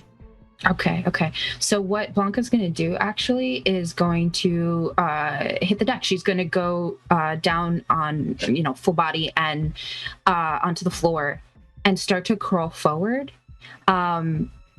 Just before she does that, she stomps her feet, kind of like one after the other so that the blades come out of her shoes. And she's going to start crawling forward. And anytime someone runs past, she will swing a leg out so that her foot catches their, like their Achilles tendon area. Slice that. That was a called shot. Yes.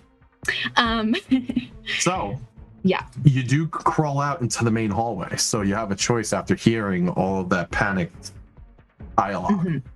Right. Are you going to head upstairs? Are you going to head down a hallway that seems to lead off into some type of back area room, possibly a kitchen, possibly an extension of something else? Or are you going to head downstairs? Right. So they said that they have to go downstairs. They have to get the book. I'm going to head downstairs. To try to get that book. Okay. Yeah. Sara. Hi. Oh. You're currently outside, and the wind has been literally knocked out of you. You are staring straight up. You are seeing stars. Good thing I don't need to breathe. Yes. What are you doing? Trying to shake it off and trying to figure out where the other group members are. Who do I see? You do Said stand I saw up. Blanka and Ruth on my way down, Mm-hmm. so I should be able to see Blanka and Ruth now, but I'm guessing somebody's missing. A couple of moments have passed since, the instantaneous splat. You do go to get up, and a portion of the shrub that you fell onto is actually impaled into your side. There's actually a part of it that's sticking out from under a rib. So you are able, you don't have to roll anything extra. You are able to stand up. It does take some effort, but you do have a piece of shrubbery sticking out of you. You do still see Ruth outside screaming at the top of her lungs. If you choose to turn, you would see Jude turning around, running away in a straight path. You don't see anybody else outside, and the only other exterior change is the billowing smoke and the start of increasing flame that is coming out of just the main entrance and steps. It doesn't seem like it's spread anywhere else. Is there more bushes along towards the back of the house? If you got up and went around the side of the house, there's a couple sparsely spread out. She's going to try and still see the back of the house, but not be at the house. She doesn't want to be next to the house. She doesn't want to have the chance of burning with the house. And she wants to make sure that she can see the back of the house because she fully expects people to be leaving this house, and she wants to know who was in this house. A very important question. Are you attempting this with shrubbery still stuck in you?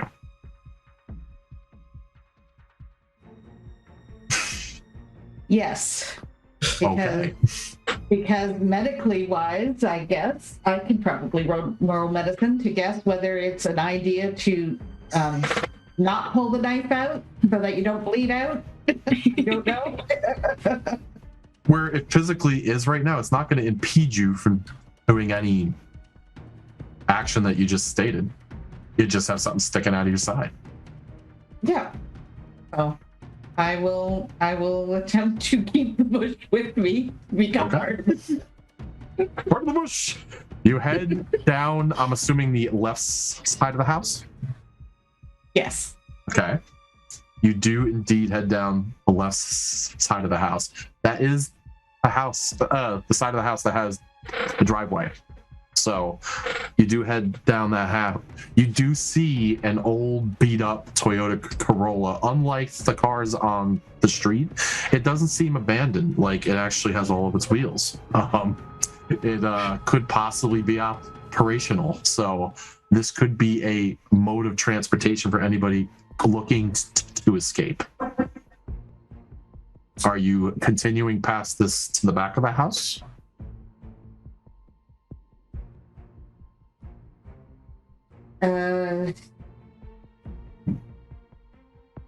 Quickly, I'm going to basically say, okay, is there a good spot where I can see both the car and the back of the house?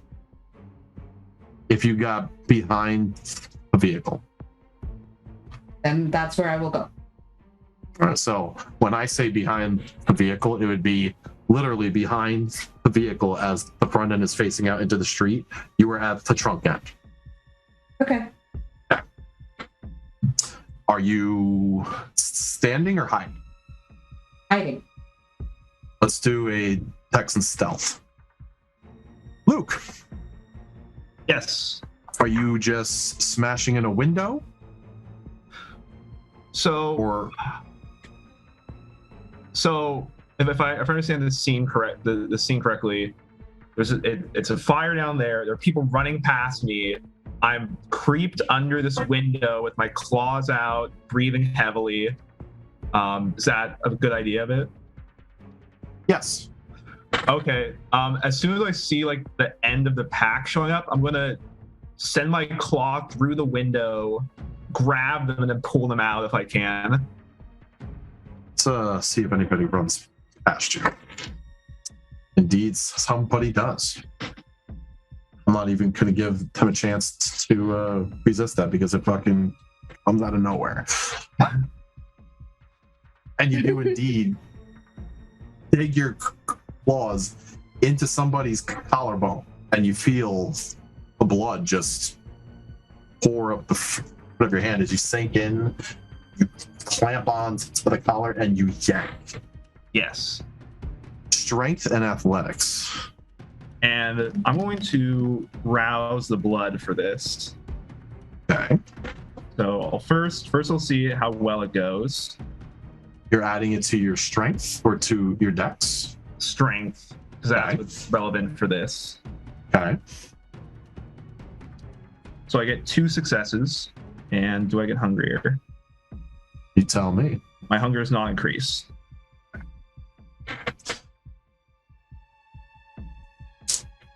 You yoink him out the window. When his torso hits the base of the window, since you smashed in, the broken glass and the broken frame of the window starts to dig into him. So as you continue to pull from his collarbone, his midsection starts to tear. You can physically hear it tearing, and the screams are bellowing out the side of the house now. Okay, so he's like that. He's hanging out the side of the window. Okay, I'm gonna bite into his neck with my very large teeth and just try to drain as much as I can out. From this angle, he has 0 chance of trying to fucking remotely resist. So I'm not even gonna have you roll. You Ruth, sink in. there's a sardonic cackle. You've heard it before. It's always when that point's been made, where you've been pointed at and talked down to,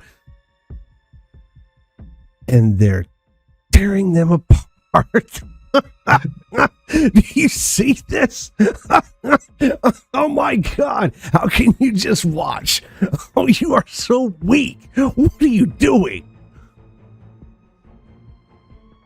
Wait, my beast told me not to feed?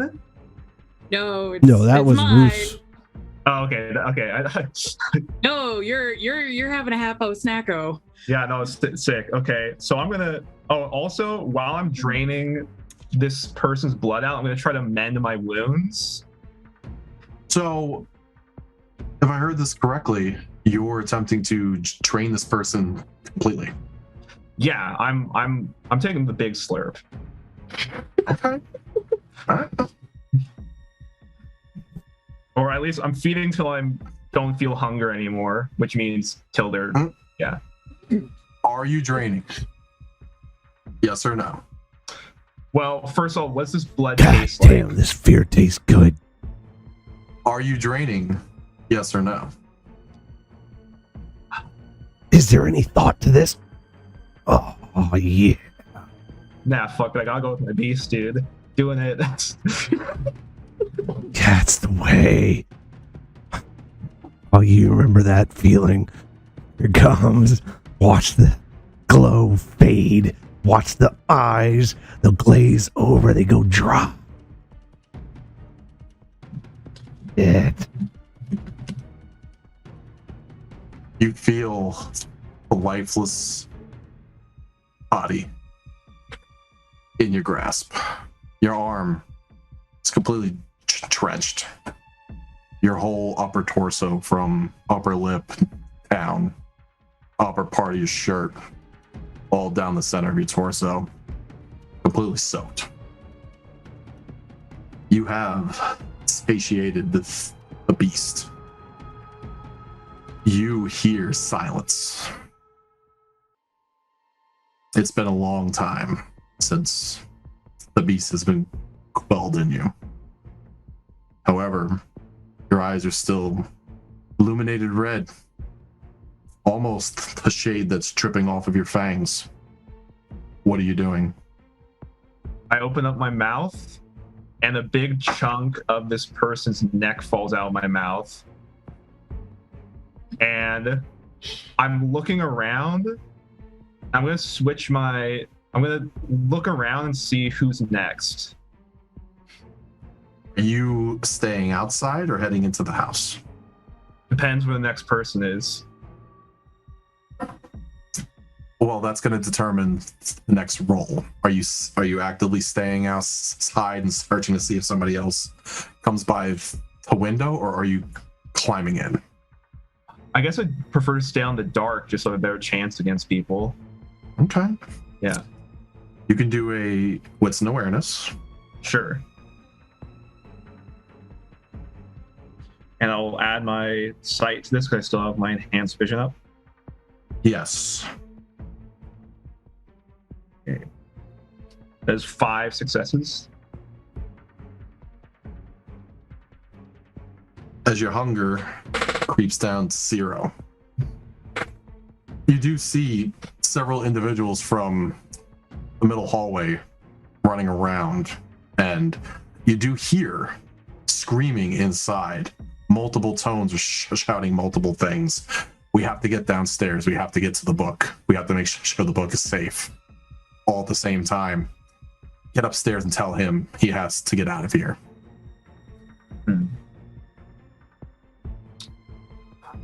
Okay, Luke is going to...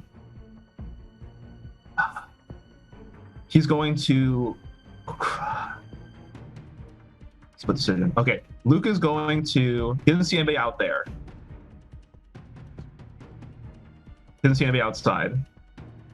You don't see anybody outside the house, no. Okay, but I know people are inside.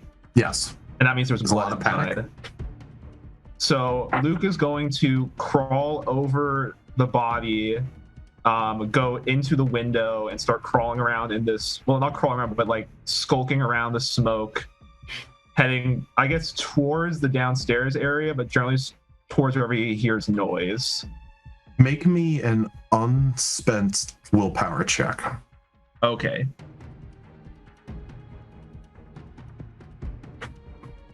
Three successes. You get in, and even though the beast is silent in you, you still have an urge. An urge not to search out anything you just heard. You have an urge just to continue to feed. This is beyond your beast. This is your actual bloodline. This is the gangrel in you creeping up. This is the primordial essence that is coming out. The actual hunter has killed, and he wants it again.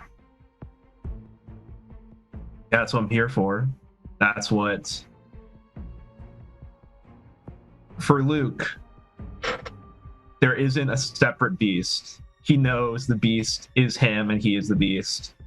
So even though there's no hunger now, he still wants to hunt because he wants to strike when they're weakest, and he knows that this is the best chance he'll get to feed in a long while.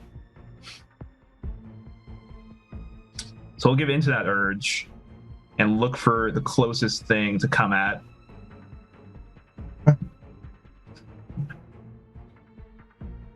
Everybody suddenly hears a smaller but second explosion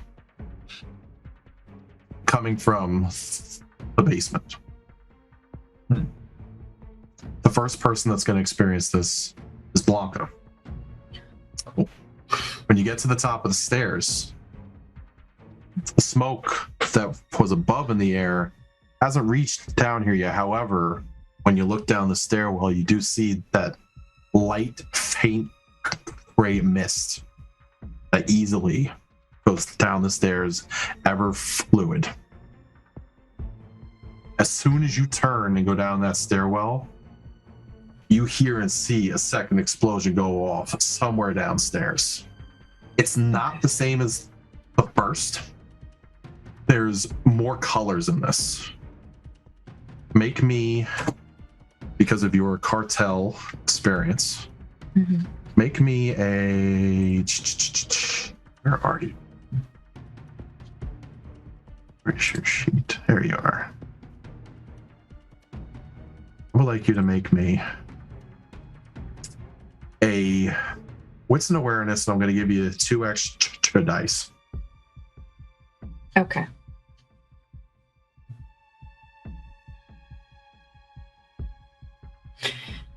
Okay, so that's 4 successes. 4 successes. You know this type of explosion. You've heard this type of explosion before. This is some type of meth lab.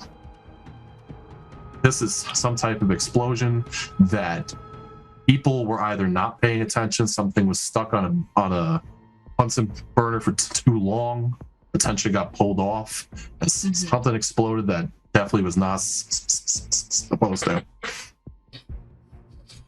Okay, There are okay. purples, there are indigos, there are turquoise tones to the short but wide flame that erupted. You know this is some type of chemical. Okay. Okay, so in my crawling to get in there, and then I'm starting to go down the stairwell, did I see anyone already like going down the stairs, or did no one else make it down there? No. Okay, so it's empty down there. The flame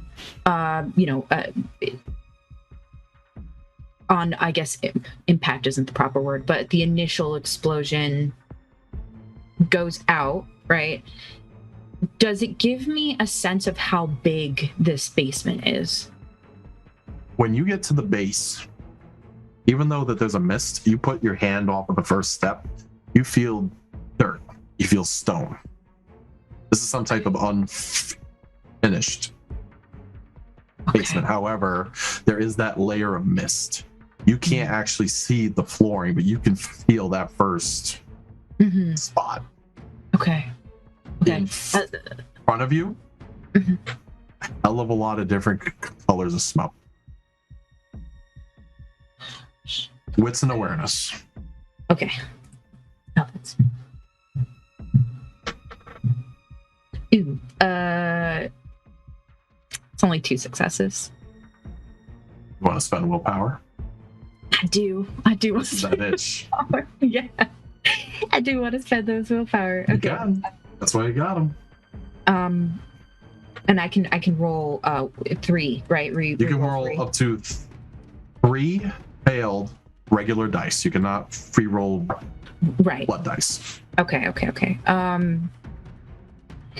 Yeah, I'm gonna fucking do it. Not that much better. You do it again. I know I can. This is me poking your beast. I'm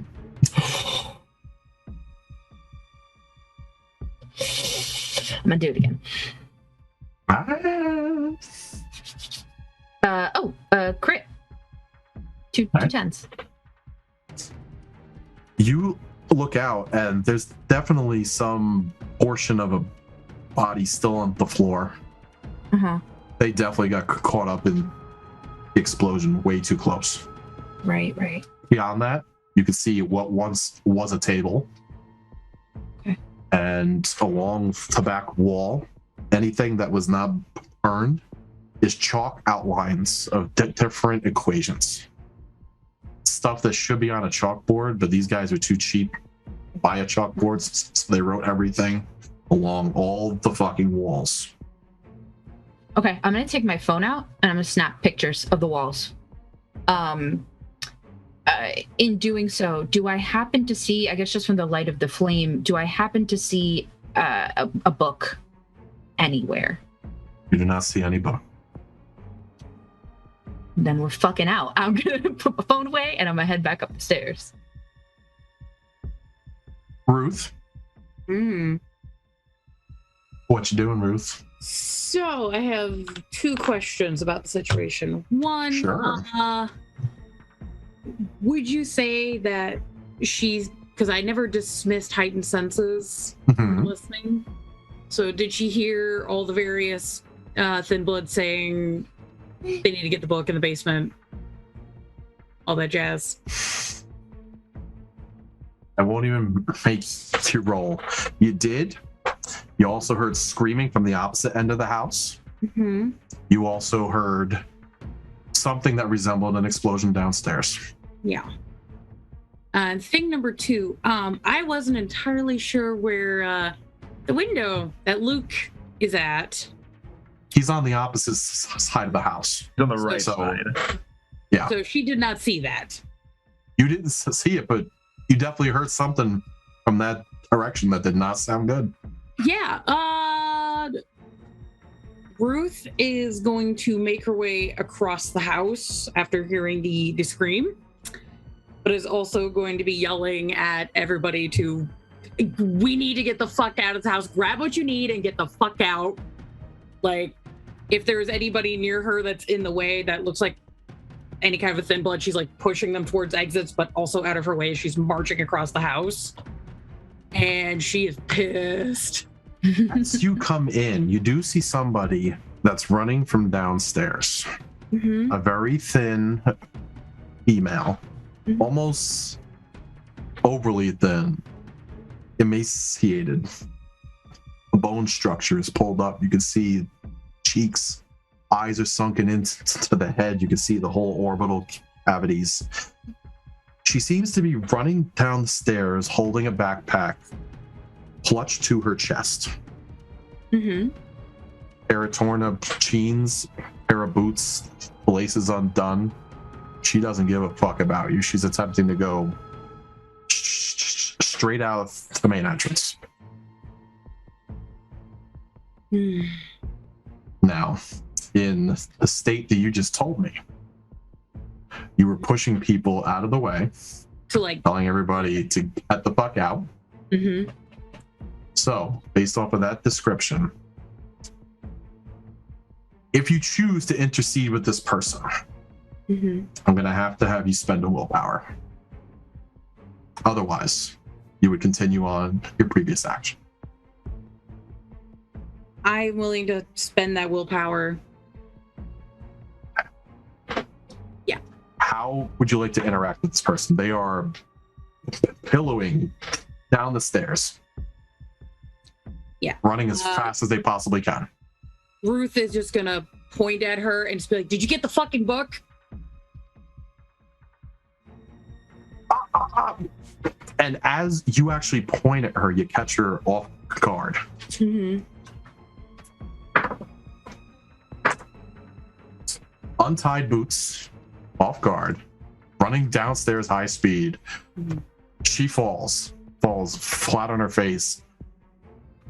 Book bag goes flying out of her hands. Mm-hmm. She is down on her face. You hear moaning. You see limpness, Mm-hmm. slight moving. There's definitely something dislocated. Fuck. Okay, yeah. Ruth is going to grab the book, the bag, and go help this woman up and get her out of the fucking house. Okay. You do indeed. Heft her up. Mm-hmm. Are you heading straight out main entrance? Is it still on fire? A portion of it is. It was a chemical explosion. So Yeah, there are like- flames there, but there's like the residual. Okay. Is there enough space for us to kind of like squeeze past and I'm not gonna have an issue? Because I mean, like I've burnt things with acetone, and usually acetone goes out pretty quick, so that's just why I was asking. I'm gonna roll a die, Oh boy! and I'll let you know. Cool. It's your lucky day. It came up as a blank. Oh, thank God. You can. Sweet. Yeah, just the whole time, just be like, "Hey, no, honey, I'm so sorry. I just get you out this window. What's your name?" Amelia. Amelia, yeah. Oh, Okay. fuck! I know. It sucks, honey. I know it sucks, honey. We're just gonna. And as we're going out of the I house, think it's my hip. Oh, really? Oh, motherfucker, Pearl! Oh, God. Okay, honey. As we're going out the door, we're just gonna reach into the mailbox and take her card out of it and stick it in the backpack. You could tell every time she steps, the gate is off. Like, there's definitely something fucked up on her. Yeah. Yeah, Ruth's gonna take her out of the house, and just be like, as she's trying to like support her and we're walking, she's just like, do you have that book with you? No! Where is it? Who the fuck are you? What the fuck? I'm Ruth, and apparently, like, my friends are This isn't assholes. even your house. You Who know, the fuck are you? Oh, motherfucker! DrkDruid ain't gonna cover this shit. Damn! I'm sorry. Again,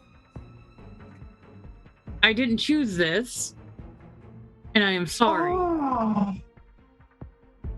And you attempt to help her down the stairs. Jude, Yes. you were running away from all the fun and games. Mhm. You do hear a second explosion. What do you do? I'm going to continue running away. Are you heading for something specific? Are you heading for the Nissan? Yeah, Are you heading I for want the to strip get. mall? Yeah, I want to get to the vehicle so I can essentially like bring it around and like drive everyone away. Sara, roll me a D10. Success. The keys are still in the vehicle. Fail. The keys are not in the vehicle. 2. You get to the vehicle. With Sara. I keep my keys in the glove box. You get to the vehicle. There's no keys in there. Everything happens so fast. You know.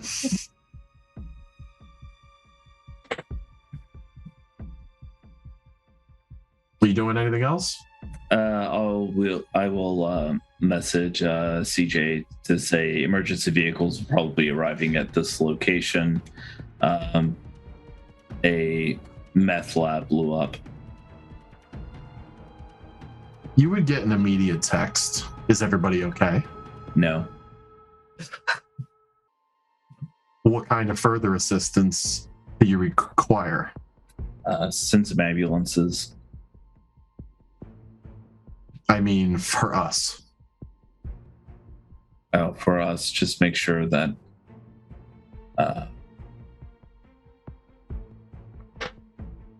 I am not sure who is all going to get out of there. So just if we could send ambulances as a cover to get all of us out. Very well.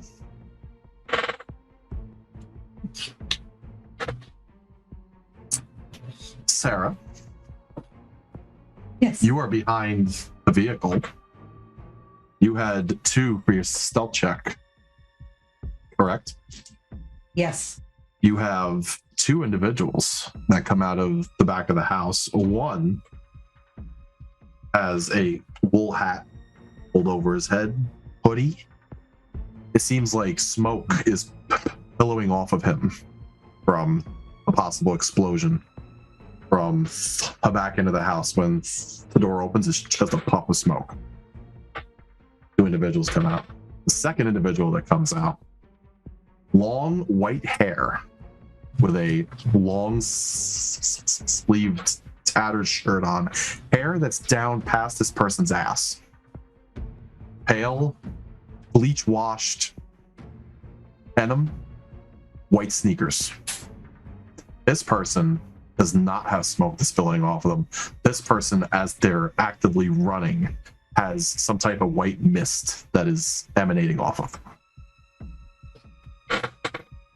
I take note of the license plate of the car I'm behind, and I'm watching people, and I'm staying hiding.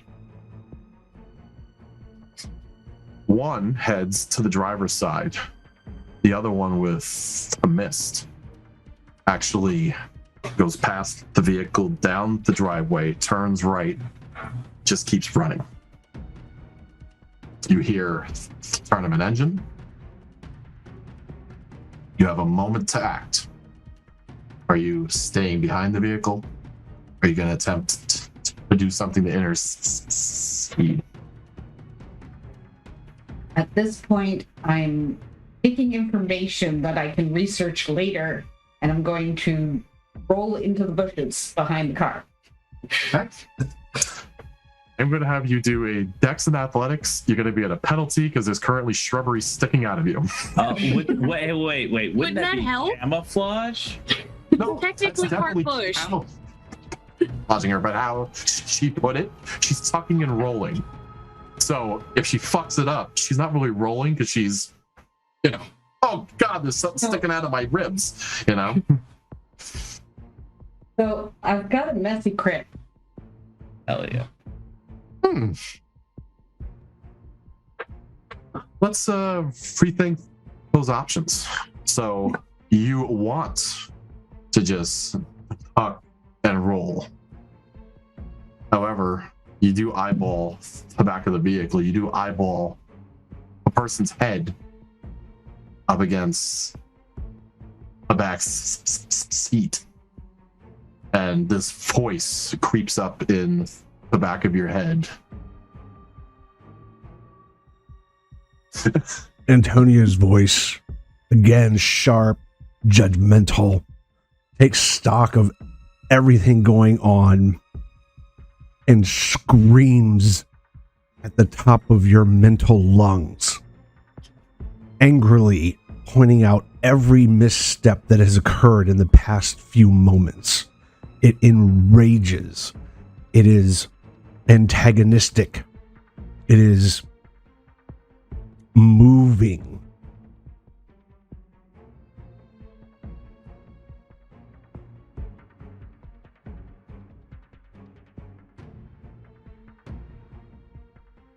Sara gets extremely angry and acts on what the beast wants.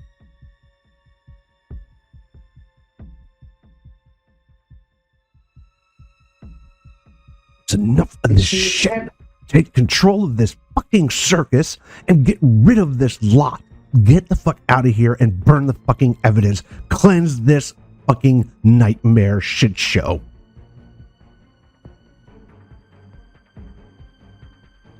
The good doc decided to bring some chemicals, get what he had and toss more in, and get these people the fuck out of here. She looks Or leave one or two around behind. They keep fucking things up. She looks for the doctor's bag.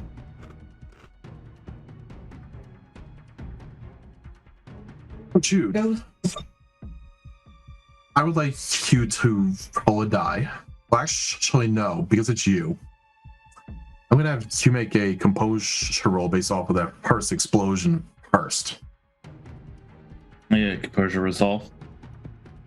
Yeah, Really good at that. you are really good at that. That's why I had to stop myself. Tell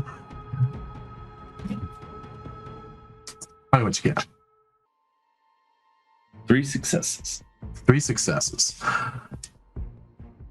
Based off of that explosion, however, you are a very composed individual.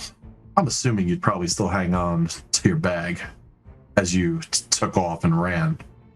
Probably so. If Sara were to head out to the street currently, would you even be remotely visible, or are you still out in that parking lot? They couldn't even leave it at the fucking car. What kind of shit show is this? It's not how we do things. I would be coming back once I realized that the keys were in. in the vehicle, and I called CJ. You called or texted? Okay. Message. You do see Jude with bag in hand across the street, Sara.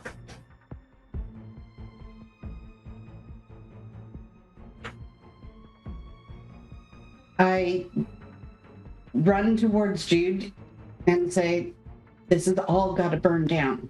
Do you have any more of that stuff?" I only have one more bottle. However, the ambulances are going to be getting here, and they have flammable objects in them. Actually, I have a pretty terrible idea. As that first sentence is continuing to go off, the Toyota that was in the driveway, after seeing you head out the front of the driveway, takes off past you, turns right.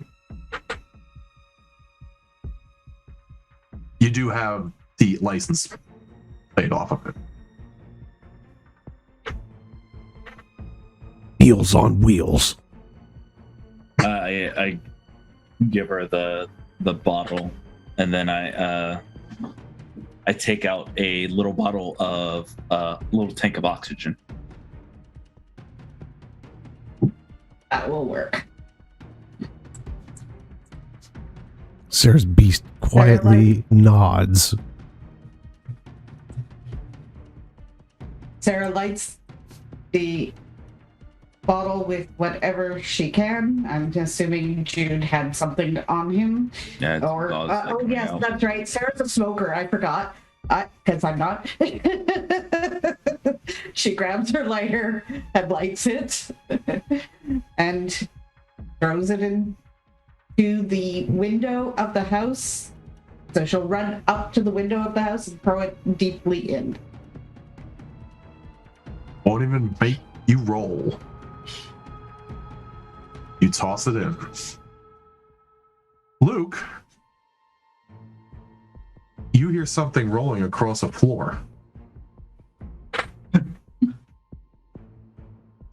Can I What do you do? I'm gonna jump away from her, try to escape from it. You hear something rolling across the floor. You don't see it because the floor is still covered in that mist. Would my Eyes of the Beast help with that? Because it removes obscuring things from my vision.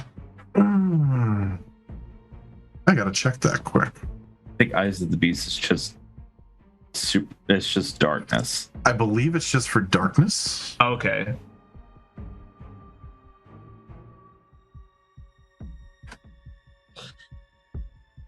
Just checking quick, just in case.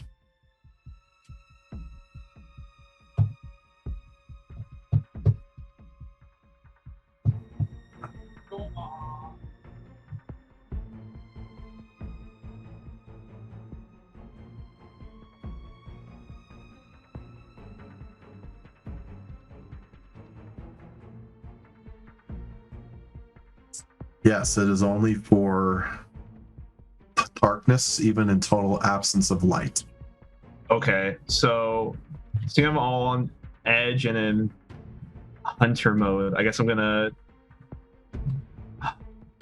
try to get away from it, I guess, because I'm just looking for somebody else to attack. Like, I don't want to be near something dropping or falling. I figure probably the place is coming down. You just hear it. You can't tell how close it is. You are close enough to a window if you want to attempt to make a dive or run down a hallway. I guess I would. I guess not knowing. Well, so I guess I would think the building's kind of collapsing. So I guess getting out of the building is the best idea. So I'm gonna jump out the window. Dex and athletics. Heck yeah. Blanka. That's 2 successes. You do indeed tuck and roll. You're gonna take 1 superficial. Okay. Blanka. Yes. From above you, on the main floor, you hear something rolling across it. Fuck. You have one turn. There is a window in this basement. It is basically like a sub window, about this big, this wide. Or you can attempt to go under the staircase, where there is what looks to be a freezer on its side. What would you like to do?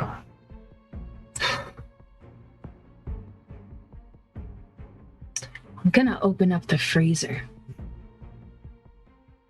You indeed open up the freezer, and it looks like there's a bunch of really old bagged up blood in here. Like, really old. Like shit that's probably not usable. Mm-hmm. Okay. What do you do? When I see these bags of blood, can I see if they're from the hospital? You can make a intelligence and awareness. Okay. Let's see what I have for that. Okay, not bad, not bad.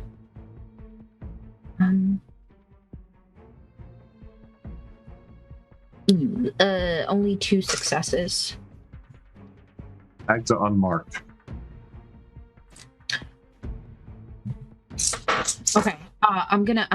Oh Jesus! All right, I'm gonna take one. Stuff it in my fucking garter thing that I have, my little harness thing.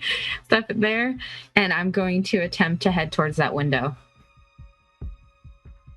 You hear and feel the vibration of a third explosion that is literally right above your head. I need you to make a Dex and Athletics. You're at a difficulty 3. Okay. Half of the basement is still semi-engulfed with chemical and smoke. Mm-hmm. Upstairs is still in an uproar. Blood surge. Yeah, yeah. I'm gonna That's what I was waiting for. Go rouse that blood. So I would like you to roll a die and tell me what you're going to tag it onto. Is it going to be dexterity? Is it going to be strength? Okay. Or is it going to be stamina? Okay. Well, it's a success. I'm gonna add it to dexterity. So you're going to add 2 extra dice to any dexterity rolls for the rest of the scene. Okay. And you want me to do dexterity and athletics? Dexterity and athletics. You need to make over 3. Okay. Jesus. Okay. And you have willpower you can spend. Yeah. Okay. So I have 3 successes, and the one failure is a blood dice. Okay.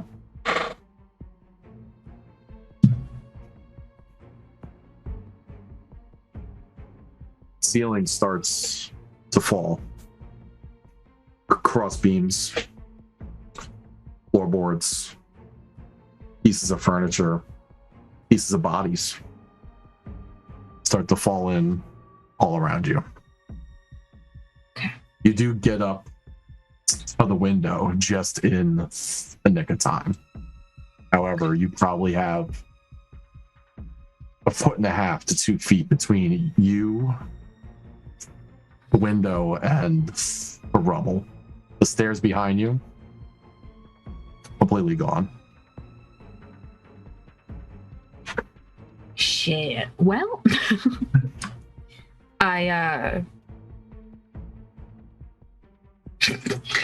gonna fucking blow a kiss to the homies, and say a silent prayer to the Dark Mother and try to get out this fucking window. climb the rubble if I have to get out the window. Window opens. Yay! Slither my way out. Climb out, and just as you climb out, you hear even more shit fall down behind you. And as you're coming out, there is a huge bellow of smoke that comes out of just that window, since that's the only space all of the exuberant air can escape out of. So question. Yes. Where is this window facing? Is this a window that faces out towards the street? The driveway. The driveway. Okay. So, so I wouldn't fucking see them. Okay. Do I see any people? You see a lot of smoke. Just smoke. I don't see any people running. Okay. From your current vantage point of attempting to crawl out and stand up, right now, smoke.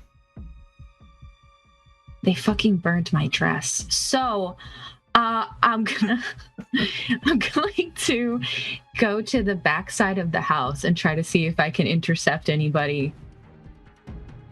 And if I do see someone, I'm going to immediately shoot. Okay. At this point, the first two people that would hear the sirens and see lights off in the distance would be Sara and Jude. A close second would be Ruth, who is still holding this gimping individual. These ambulances are... Okay, cool. Hell yeah. Medical, sirens, fire department.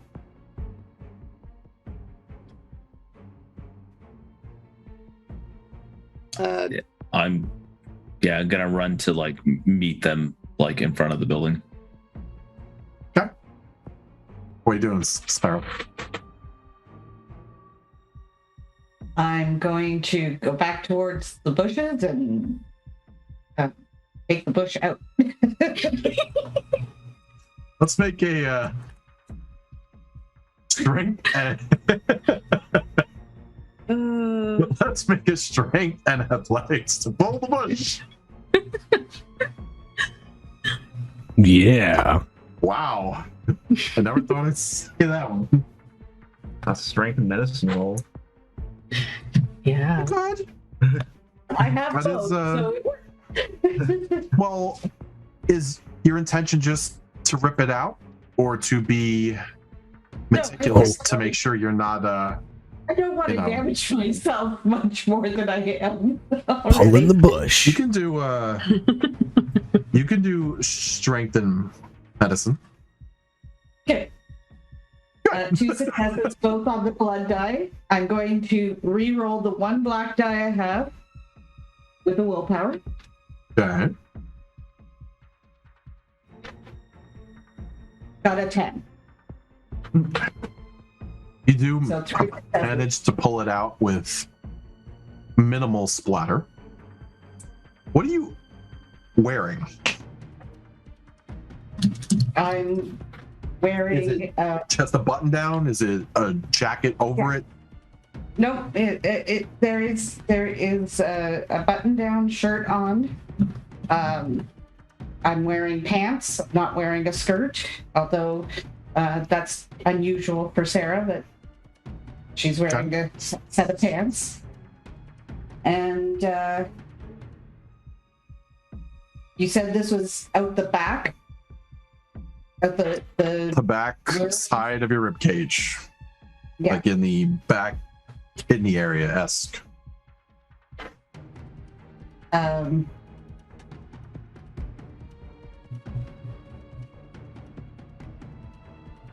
blazer would be in the car, so at this point she would have to get back to her car in order to cover up the blood on her shirt. Very well. Luke, you're currently outside. Yes. You jumped out the window. You start to hear medical sirens, fire departments sirens off in distance. From your vantage point, you do see Jude out in the middle of the street, heading heading towards the direction of them, kind of waving them off. Went over here. You do see Sara running across the street back to the parking lot. You turn, and you can see Ruth attempting to assist somebody that looks like a crackhead who is all effed up. Luke, who's on all fours right now, looks behind him to see if there's anybody. Like, looks towards the back of the house. Do you see anybody there? Just a bunch of smoke that's coming out of multiple windows. That's about it. Okay. He thinks for a moment, and he's disappointed that there's nobody else.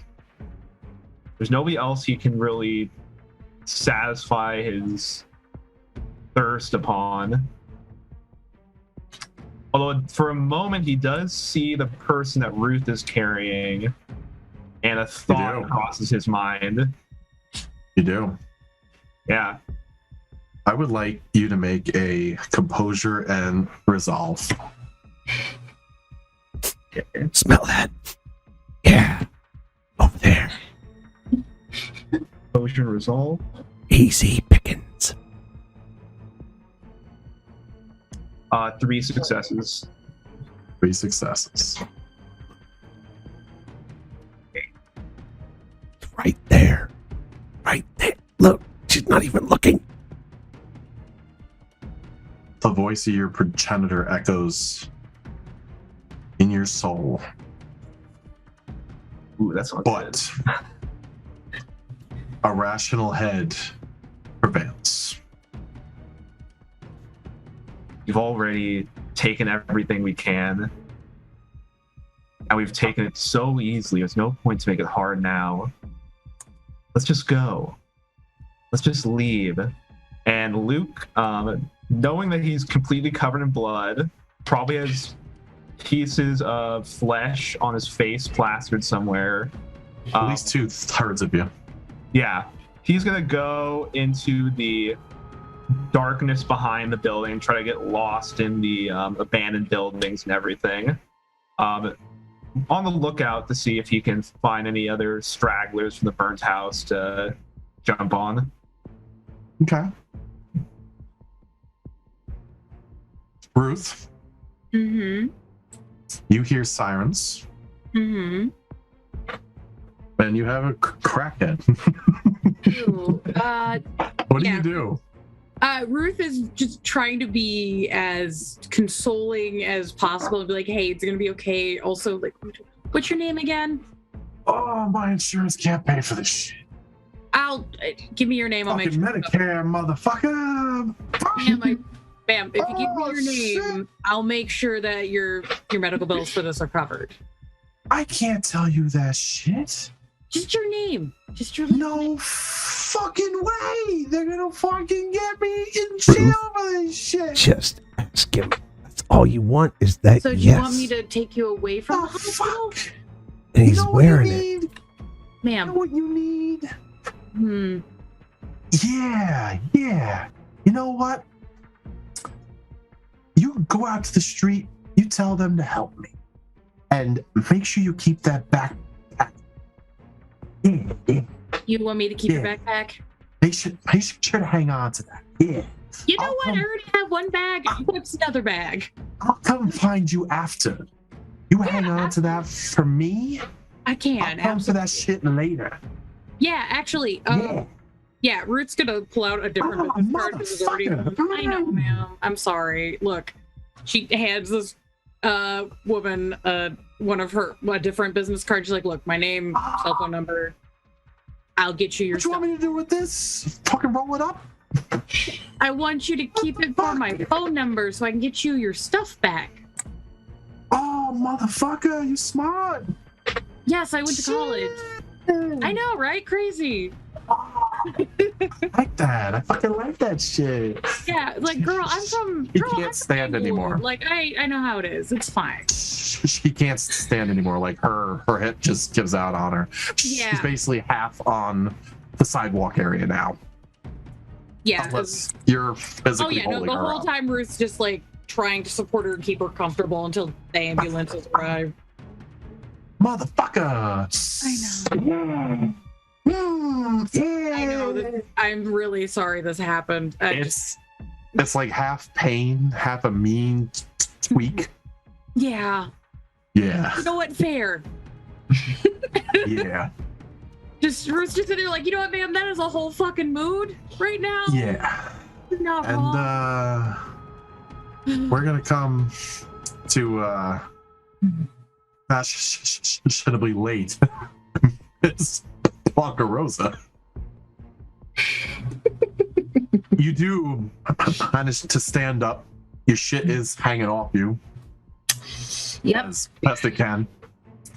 You do hear out in the distance there is some type of sirens. If you head out to the main entrance of the driveway, you see Ruth out in the street, you see Jude out in the street, you see some disheveled woman half on the sidewalk attempting to, you don't know at this point, possibly quoting a hello, put her fucking hand out like this and holding her hip and keeps screaming half the time. Yeah. How far What are you out doing? is that ambulance? How far out is that ambulance? Maybe a minute. Okay. So they wouldn't be able to see me just yet. Not yet. Okay. You are in action. Cool. Blanka's pissed. I am furious. My dress is ruined. This cost me money. What was supposed to be, hey, just back us up while we do some surveillance and make sure there's no weird ghosty shit following us, turned into something else entirely. So she is going to walk right up to this Shakespearean tweaker, grab her by the back of the neck, and begin to just drag her into the shadows. She hears Ruth trying to calm her. There is none of that. She drags her, and if anyone of the crew was looking, they would simply see the silhouette of Blanka and this woman. She shoves her into the bush, climbs on top of her, it's like straddling her, and immediately feeds. Well, wait. So, sorry, I want to stop you, Michael, but Ruth, would you intercede in this? Ruth would definitely try just the whole time, just being like, fuck it, just don't let her go. Don't fucking. If you need us to do a contested roll, I can. I love contested roles.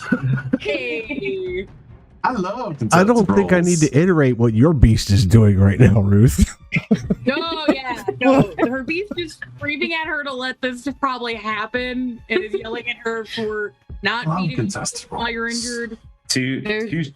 Two strength brawls with the Tremere would be like, Oh. I'm gonna ask something. How do you want to counter this, Ruth?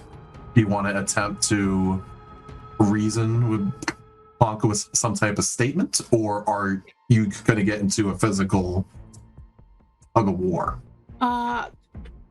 Ruth is going to try and reason with Blanka to get her to not do this.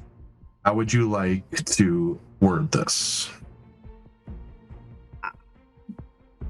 Ruth's response would mostly just be like, Blanka, don't do this. You're better than this.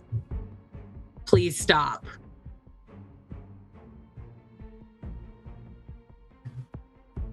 Blanka smiles, which is essentially just a whole row of teeth and slightly slit face.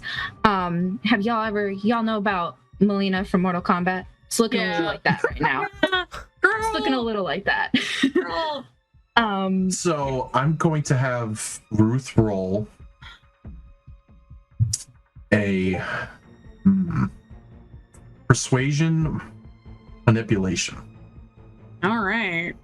I'm going to have Blanka roll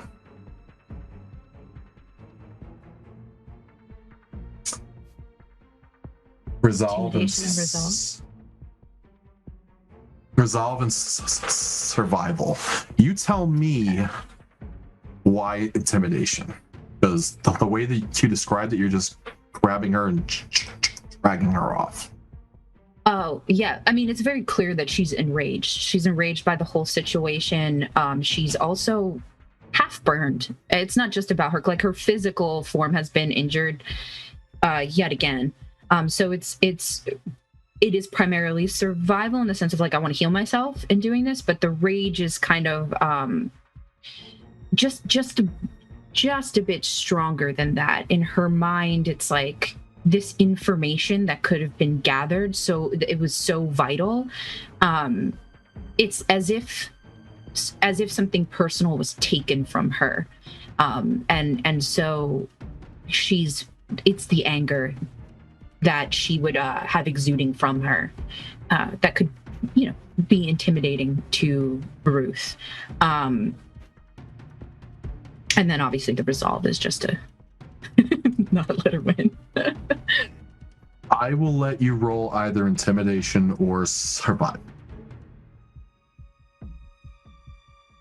Yeah, I'm gonna go with intimidation.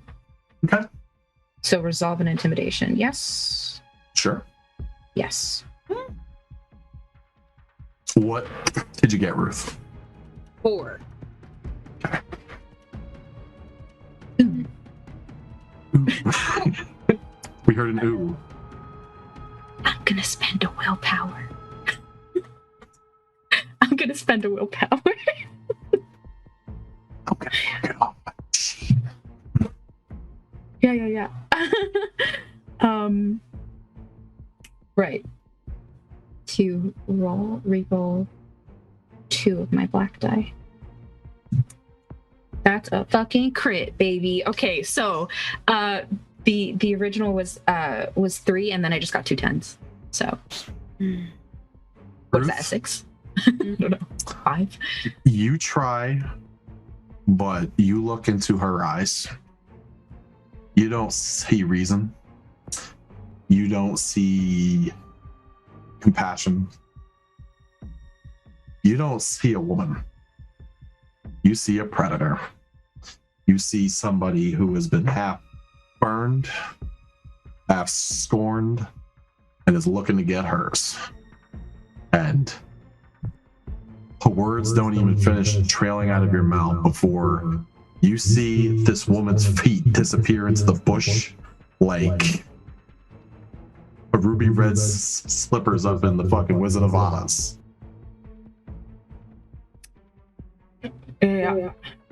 Yeah, so I'm a feed. You're gonna feed. Are you going to drain, or are you going to satiate? I'm gonna. Oh, Jesus. Because of the anger, I'm gonna drain her. Okay. Jesus, Bruce, why can't you be more like that?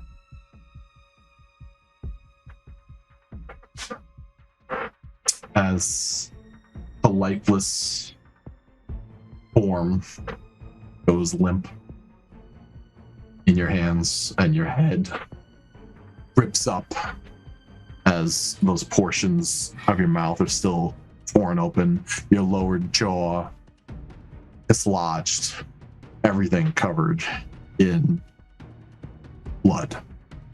That is the scene that we're going to end this tale this evening. I would like to thank everybody for watching, liking, subscribing, sharing our entertainment that we love to share with each and every one of you every week. Thank you very much. Have a pleasant evening. Damn! So, Wow. as we like to do every evening, we are going to eventually go around and get everybody's highs, lows, and noms, but the icing on the cake, it's to y'all. Trained out individuals, which could possibly cause stains. Now, I am... If they're thin bloods, then that's a diablerie, and that's just an automatic loss of 1 humanity. So I am looking on Luke's sheet. Sorry. I am looking on Luke's sheet As far as I see on here for his convictions under strike, when your opponent is weak, he did go in line with his conviction. So I'm not going to rule that as a stain. Yeah. Blanc on the other hand. Girl. Let's go to her convictions. I had to go with what was. That's the Bahari way. Is that if someone picks what's yours, you destroy them. So I need you to tell me your definition of the body is invulnerable to a subject's own will. I'm sorry. What? I think that's from Ruth's sheet. Is it? Yeah. Yeah, because my only conviction is I family am on the above wrong all. sheet. Hang on. Yeah. Okay, that sounds Hey, eerily like a Let me TST. punch your ST card. I do that all the time. Sorry, Oh shit! I'm looking at the sheet. wrong sheet. No, you're fine. I am. Yeah, my only conviction is family above all. So I don't really see that as a factor in this. You were acting out of rage. You were acting out of self-preservation. Mm-hmm. So I'm going to need you to make me a humanity roll. Okay. And what is that? Like, what do I roll for that? I believe if I'm doing it correct. Do they have to roll a humanity roll? Because when you commit diablerie, like it all just like resets. It wasn't- and, like, you fucking. Diablerie. No. They're just people. I was gonna say, did That Blanca one get a was. stain though? Is the thing? She was That a person. She specific wasn't a person- thin blood. Was human. She wasn't a thin blood. Oh, Bingo. that now. Oh, it tasted so good. Yeah. So I believe it's humanity. Okay. So is it that I roll? Because I have 6 humanity. Do I roll 6 dice? 1 dice?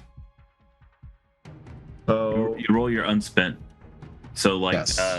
if you're at 6 humanity, then you have 4 boxes. How many stains you get? Yeah, that's what I'm trying to figure out. I thought 1. did you get Only three? one. So So you you get roll 3. 3 dice.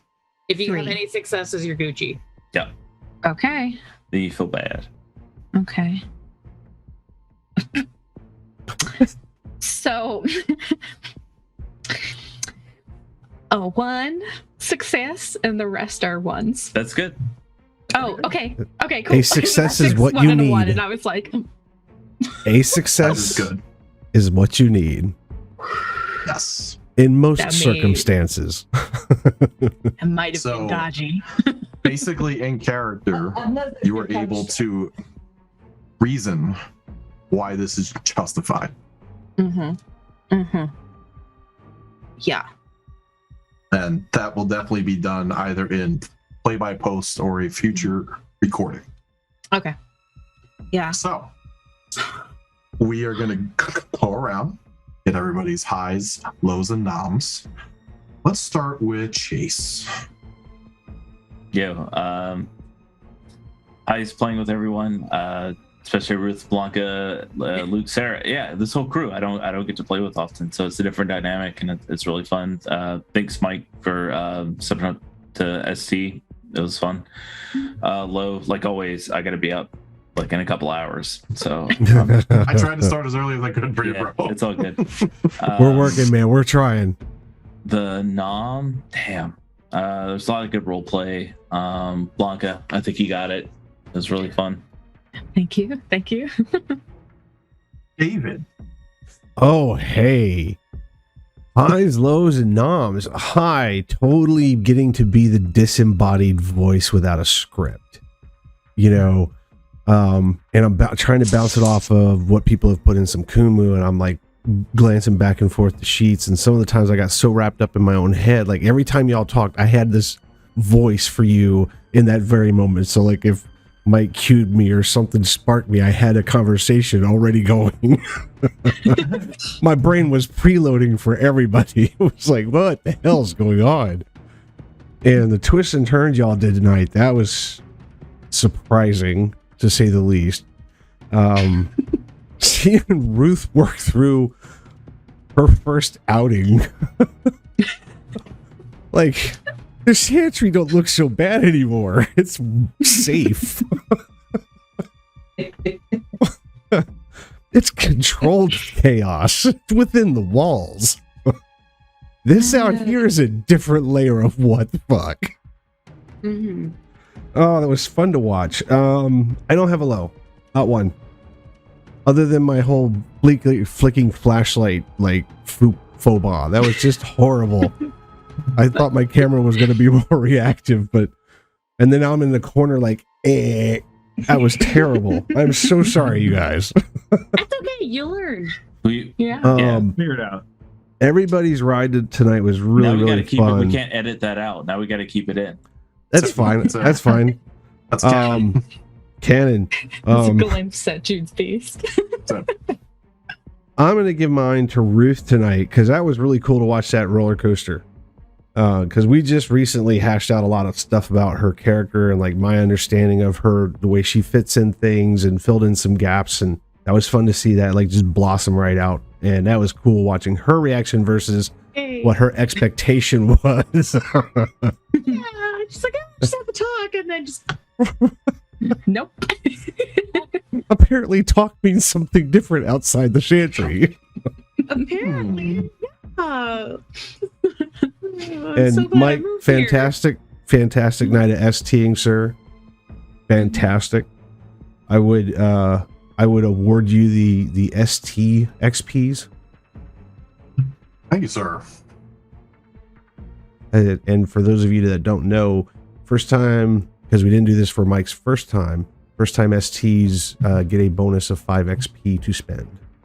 And anytime they ST after that, they get a 2 XP for doing it along with the rest of the cast. Okay. I thought that was a great idea. It came from many different angles and cool. Anybody can do it. Step on up. A little bit of incentive. Yeah. But that was fun, guys. That was a lot of fun. Shassidy. The low is getting blown the fuck up. No, Chuck it in there. I'm just saying. No, oh gosh, I'm so terrible at these lows. You know what my low is not fucking finding this damn book and almost getting a house collapsed in on me. That's my fucking low. Valid, my totally. high, yeah, my high, it has to be this entire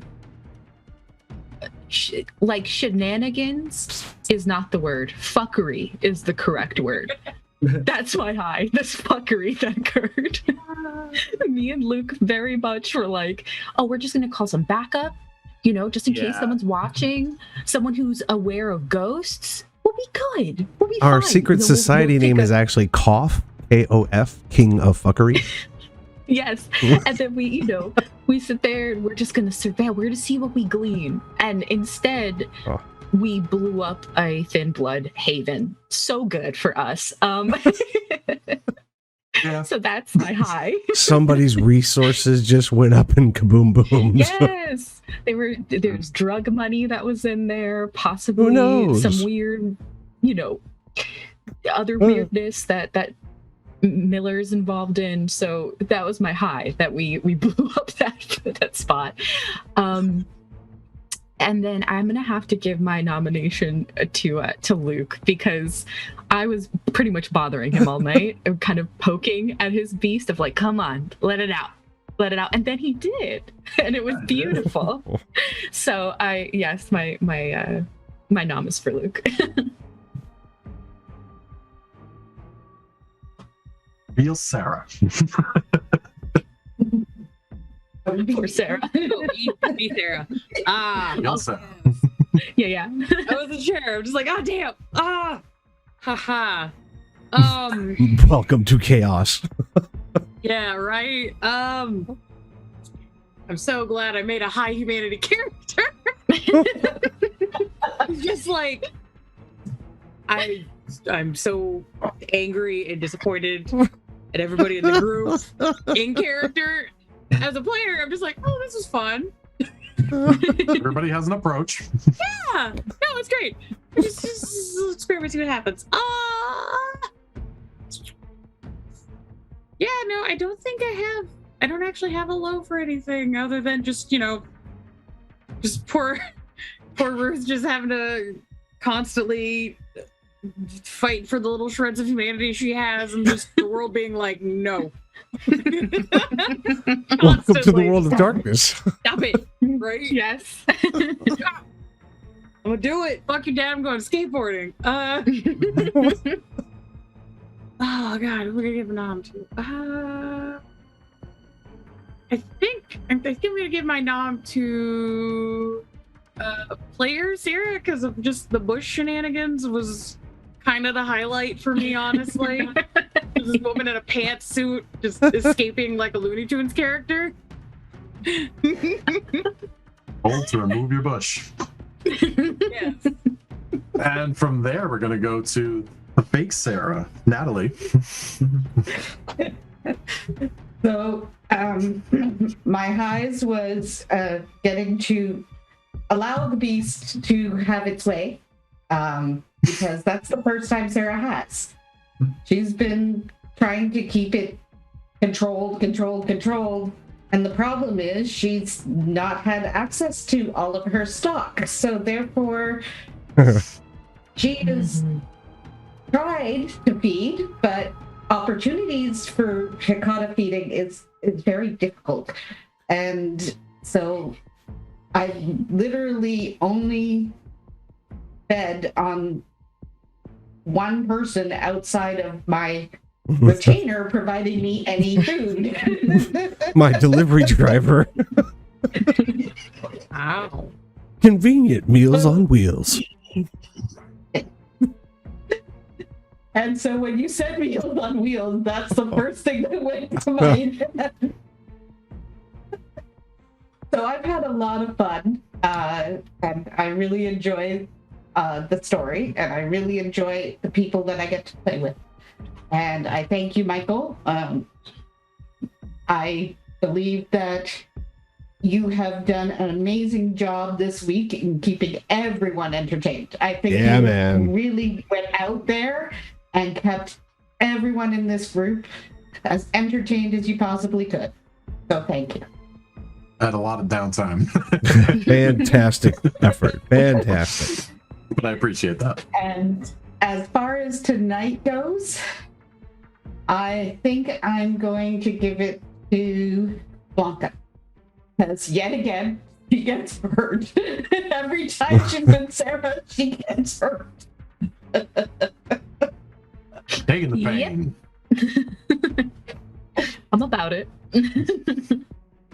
As far as the low was waiting for the beast and hearing Cheetos. I'm not kidding, y'all. I had a mouthful of Fritos. He was enjoying the show and it was like, oh wait, shit. Yep. I'm into it. I don't even hear when there's a hint towards me. I'm like, My God. oh, Mark. Sure. So I guess I kind of have two kind of highs today. The first is just really appreciating that this is what happened tonight was so divergent of anything I expected of it, because this was leading off a play-by post that was basically like a stealth mission, and Luke is like the stealth guy of the coterie. And so I was like, okay, it's gonna be like a kind of stealth thing. Like we're gonna sneak around, we're gonna do whatever stuff. But it's just that kind of wonderful thing you get from role playing, where just like you can make such like interesting, really fun to act out stories just from the different efforts of everybody involved. And I really appreciate that it came together so well tonight. The They second were high I beautiful, had- right till Jude rang the doorbell with his special way. No, I mean that's the beauty of the scene. Like this set piece of like doing all this stuff in a burning building, trying to take what you can before it's all gone.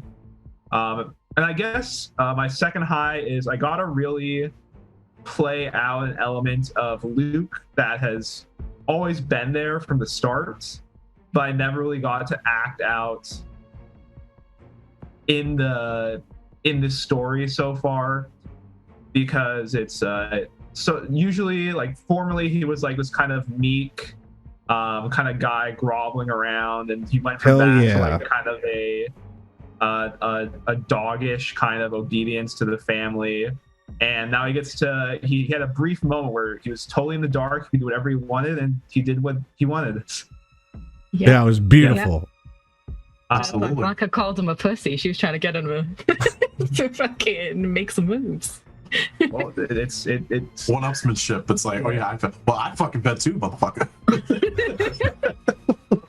I guess my low is I felt that I didn't really play off other people that well this time. Like, there wasn't that much interaction to go off of in regards to Luke and others. I think that's something that I'll see to slow down, kind of work with. That's the main kind of low. And for Nom, I want to give it to Ruth, just because it's such a kind of unique character for our cast to be like a very moral character. Or the Tremere. Most of the people in this group are very well. I mean, most of the characters in this group are very, I guess, jaded, or kind of. They act as if they're somewhat inhuman, and it's just kind of refreshing to see somebody who wants to like kind of peacefully resolve things like a normal person would. And I really liked you saving that one person, and I don't know. I want to see what the fallout is from just her being snatched away from you, because I felt that's not going to sit well. I mean, I'm just interested in seeing that, because I felt your character had really good intentions, and that's kind of a really fresh perspective to have. I really liked how you played it. Thank you. Yeah, no, Ruth is very just not happy with the whole thing. Like, that's just kind of a I'm gonna go have words with certain people. I'm innocent. Come see me. Come see me. You caused an explosion. You're not innocent. I caused the cleanup. Mm-hmm. But I did not cause the dumpster fire. Yeah. So, And that's how I'm rationalizing. my high was being able to form and entertain for all you fun individuals, and seeing what I could pull out of all of you. And I was highly impressed. My secondary high was in the very beginning with Jude, because I just love how he fucking plays this character. Fucking him just Germain so goddamn much. straightforward, emotionless for the most part. I give two flying fucks. He's right to the point. Mm-hmm. And it's everybody's expressions, like. Oh god. My low, which myself and David did not plan out up until the very beginning of this, I felt like cut him off a little too much with narration versus his beast at times. That's something, if we do continue to do this, we can definitely work on for some type of hand signal or something. Sure. Keep your hand out of the fucking Cheetos, you know. It was a fun experience. It was a fun experience. Thank you for letting me do that. Yeah, bro. Anytime. My nomination for the evening has to go to Ruth for the same reason as Mark. It's a breath of fresh air when everybody wants to be a monster, and you have somebody that comes out of the fucking woodwork and it's like, I just want to be a person, and I'm just dealing with this shit, and I feel to a certain extent, like Melissa and Jacqueline have that same experience, but it's different from a different vantage point, and they're all dealing with these things very fresh in their minds in their own way. And I enjoy seeing everybody's vantage point of how they deal specifically with unlife and how to cope. So I have to give it to Ruth. You guys. Yeah. I'm always worried she's just gonna be annoying as shit, so I'm just like, yes. Okay, good. So by the arithmetic, I'm gonna say that Ruth is gonna get 3 XP, everybody else is gonna get 2. Congratulations. And as Dave stated earlier, if anybody else wants to try to storytell, you do not have to know any of the rules, even though it helps. You can have anybody who's a storyteller jump in on that, and if you have a question about anything, please feel free to ask. It's learn as you go, and it gives everybody an opportunity to tell their stories in Manassas. And if you do that, you don't have to use me as the voice of your beasts for these people. You can have all your own voices for these wonderful people. Yeah. Oh, but you did a good job of doing the. Thank you. That was fun. That was fun. Dismissive sire voice. Ruth and I actually discussed it. Like, this is going to be an antagonistic, gaslighting asshole. Sounds about right. Yeah, it's actually hard for me to push my brain into that direction because that is not my archetype. So. Yeah, well, and it came to mind because I had recently done a lot of reading on gaslighting and, you know, the effects on people and behaviors and things like that. And I was like, wow, that'd be an interesting thing to see in you know, active action, you know, not just as a side note for somebody, but an active piece of their RP. Ugh. Yeah. My only We have a problem trigger warning at the front of this thing, so don't worry about it. My only problem is, as the historian, I have a hard time hearing Dave when we talk over him. So we really got to try and. Yeah. And I just need to swallow the damn mic. Oh no! Something happened to these stupid audio settings, and I can't figure out what did it. Oh no! Eh. Mike is tasty. Fantastic episode, I y'all. had a lot of fun. Oh, good. I'm glad. So. And I look forward to the aftermath play-by-post. Hello, my name is Trevor Chapman, and I play Rico Suede on Prince William by Night, The Night Shift. I'm here to remind you that your mental health is a very important thing. We all have problems, and I do mean all of us. I personally have suffered from both clinical depression and suicidal ideation. Sometimes it can be hard to share our issues because we don't want to burden other people, or we're too afraid or ashamed of the things we have done or the feelings that we have to even try to reach out to other people. But friends and family are here for a reason. They would much rather hear that something is happening in your life and help you with it than to find out too late that they didn't even know and they couldn't even try. If you feel that you can't talk to your friends or family, there are other resources available for you to talk to. Please take advantage and reach out to them. There is no need for you to go through this alone. We all need help sometimes. There is absolutely no reason to feel ashamed or afraid to ask for assistance, especially if you need it right now.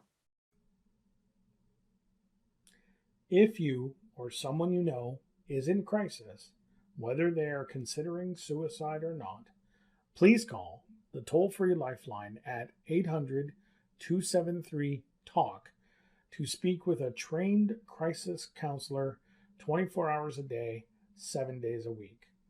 The National Suicide Prevention Lifeline connects you with a crisis center within the Lifeline network that is closest to your location. Your call will be answered by a trained crisis worker who will listen empathetically and without judgment. The crisis worker will work to ensure you feel safe and identify options and information about mental health services in your area. Your call is completely confidential and free. Again, that number is 800 273 8255. If you are unable, unsure, or prefer not to speak in person, text the word NAMI to 741 741 to connect with a trained crisis counselor to receive free 24/7 crisis support via text message. You are not alone. Trained expert advocates are available 24/7 to provide confidential support to anyone experiencing domestic violence or seeking resources or information. Help is available in Spanish as well as other languages.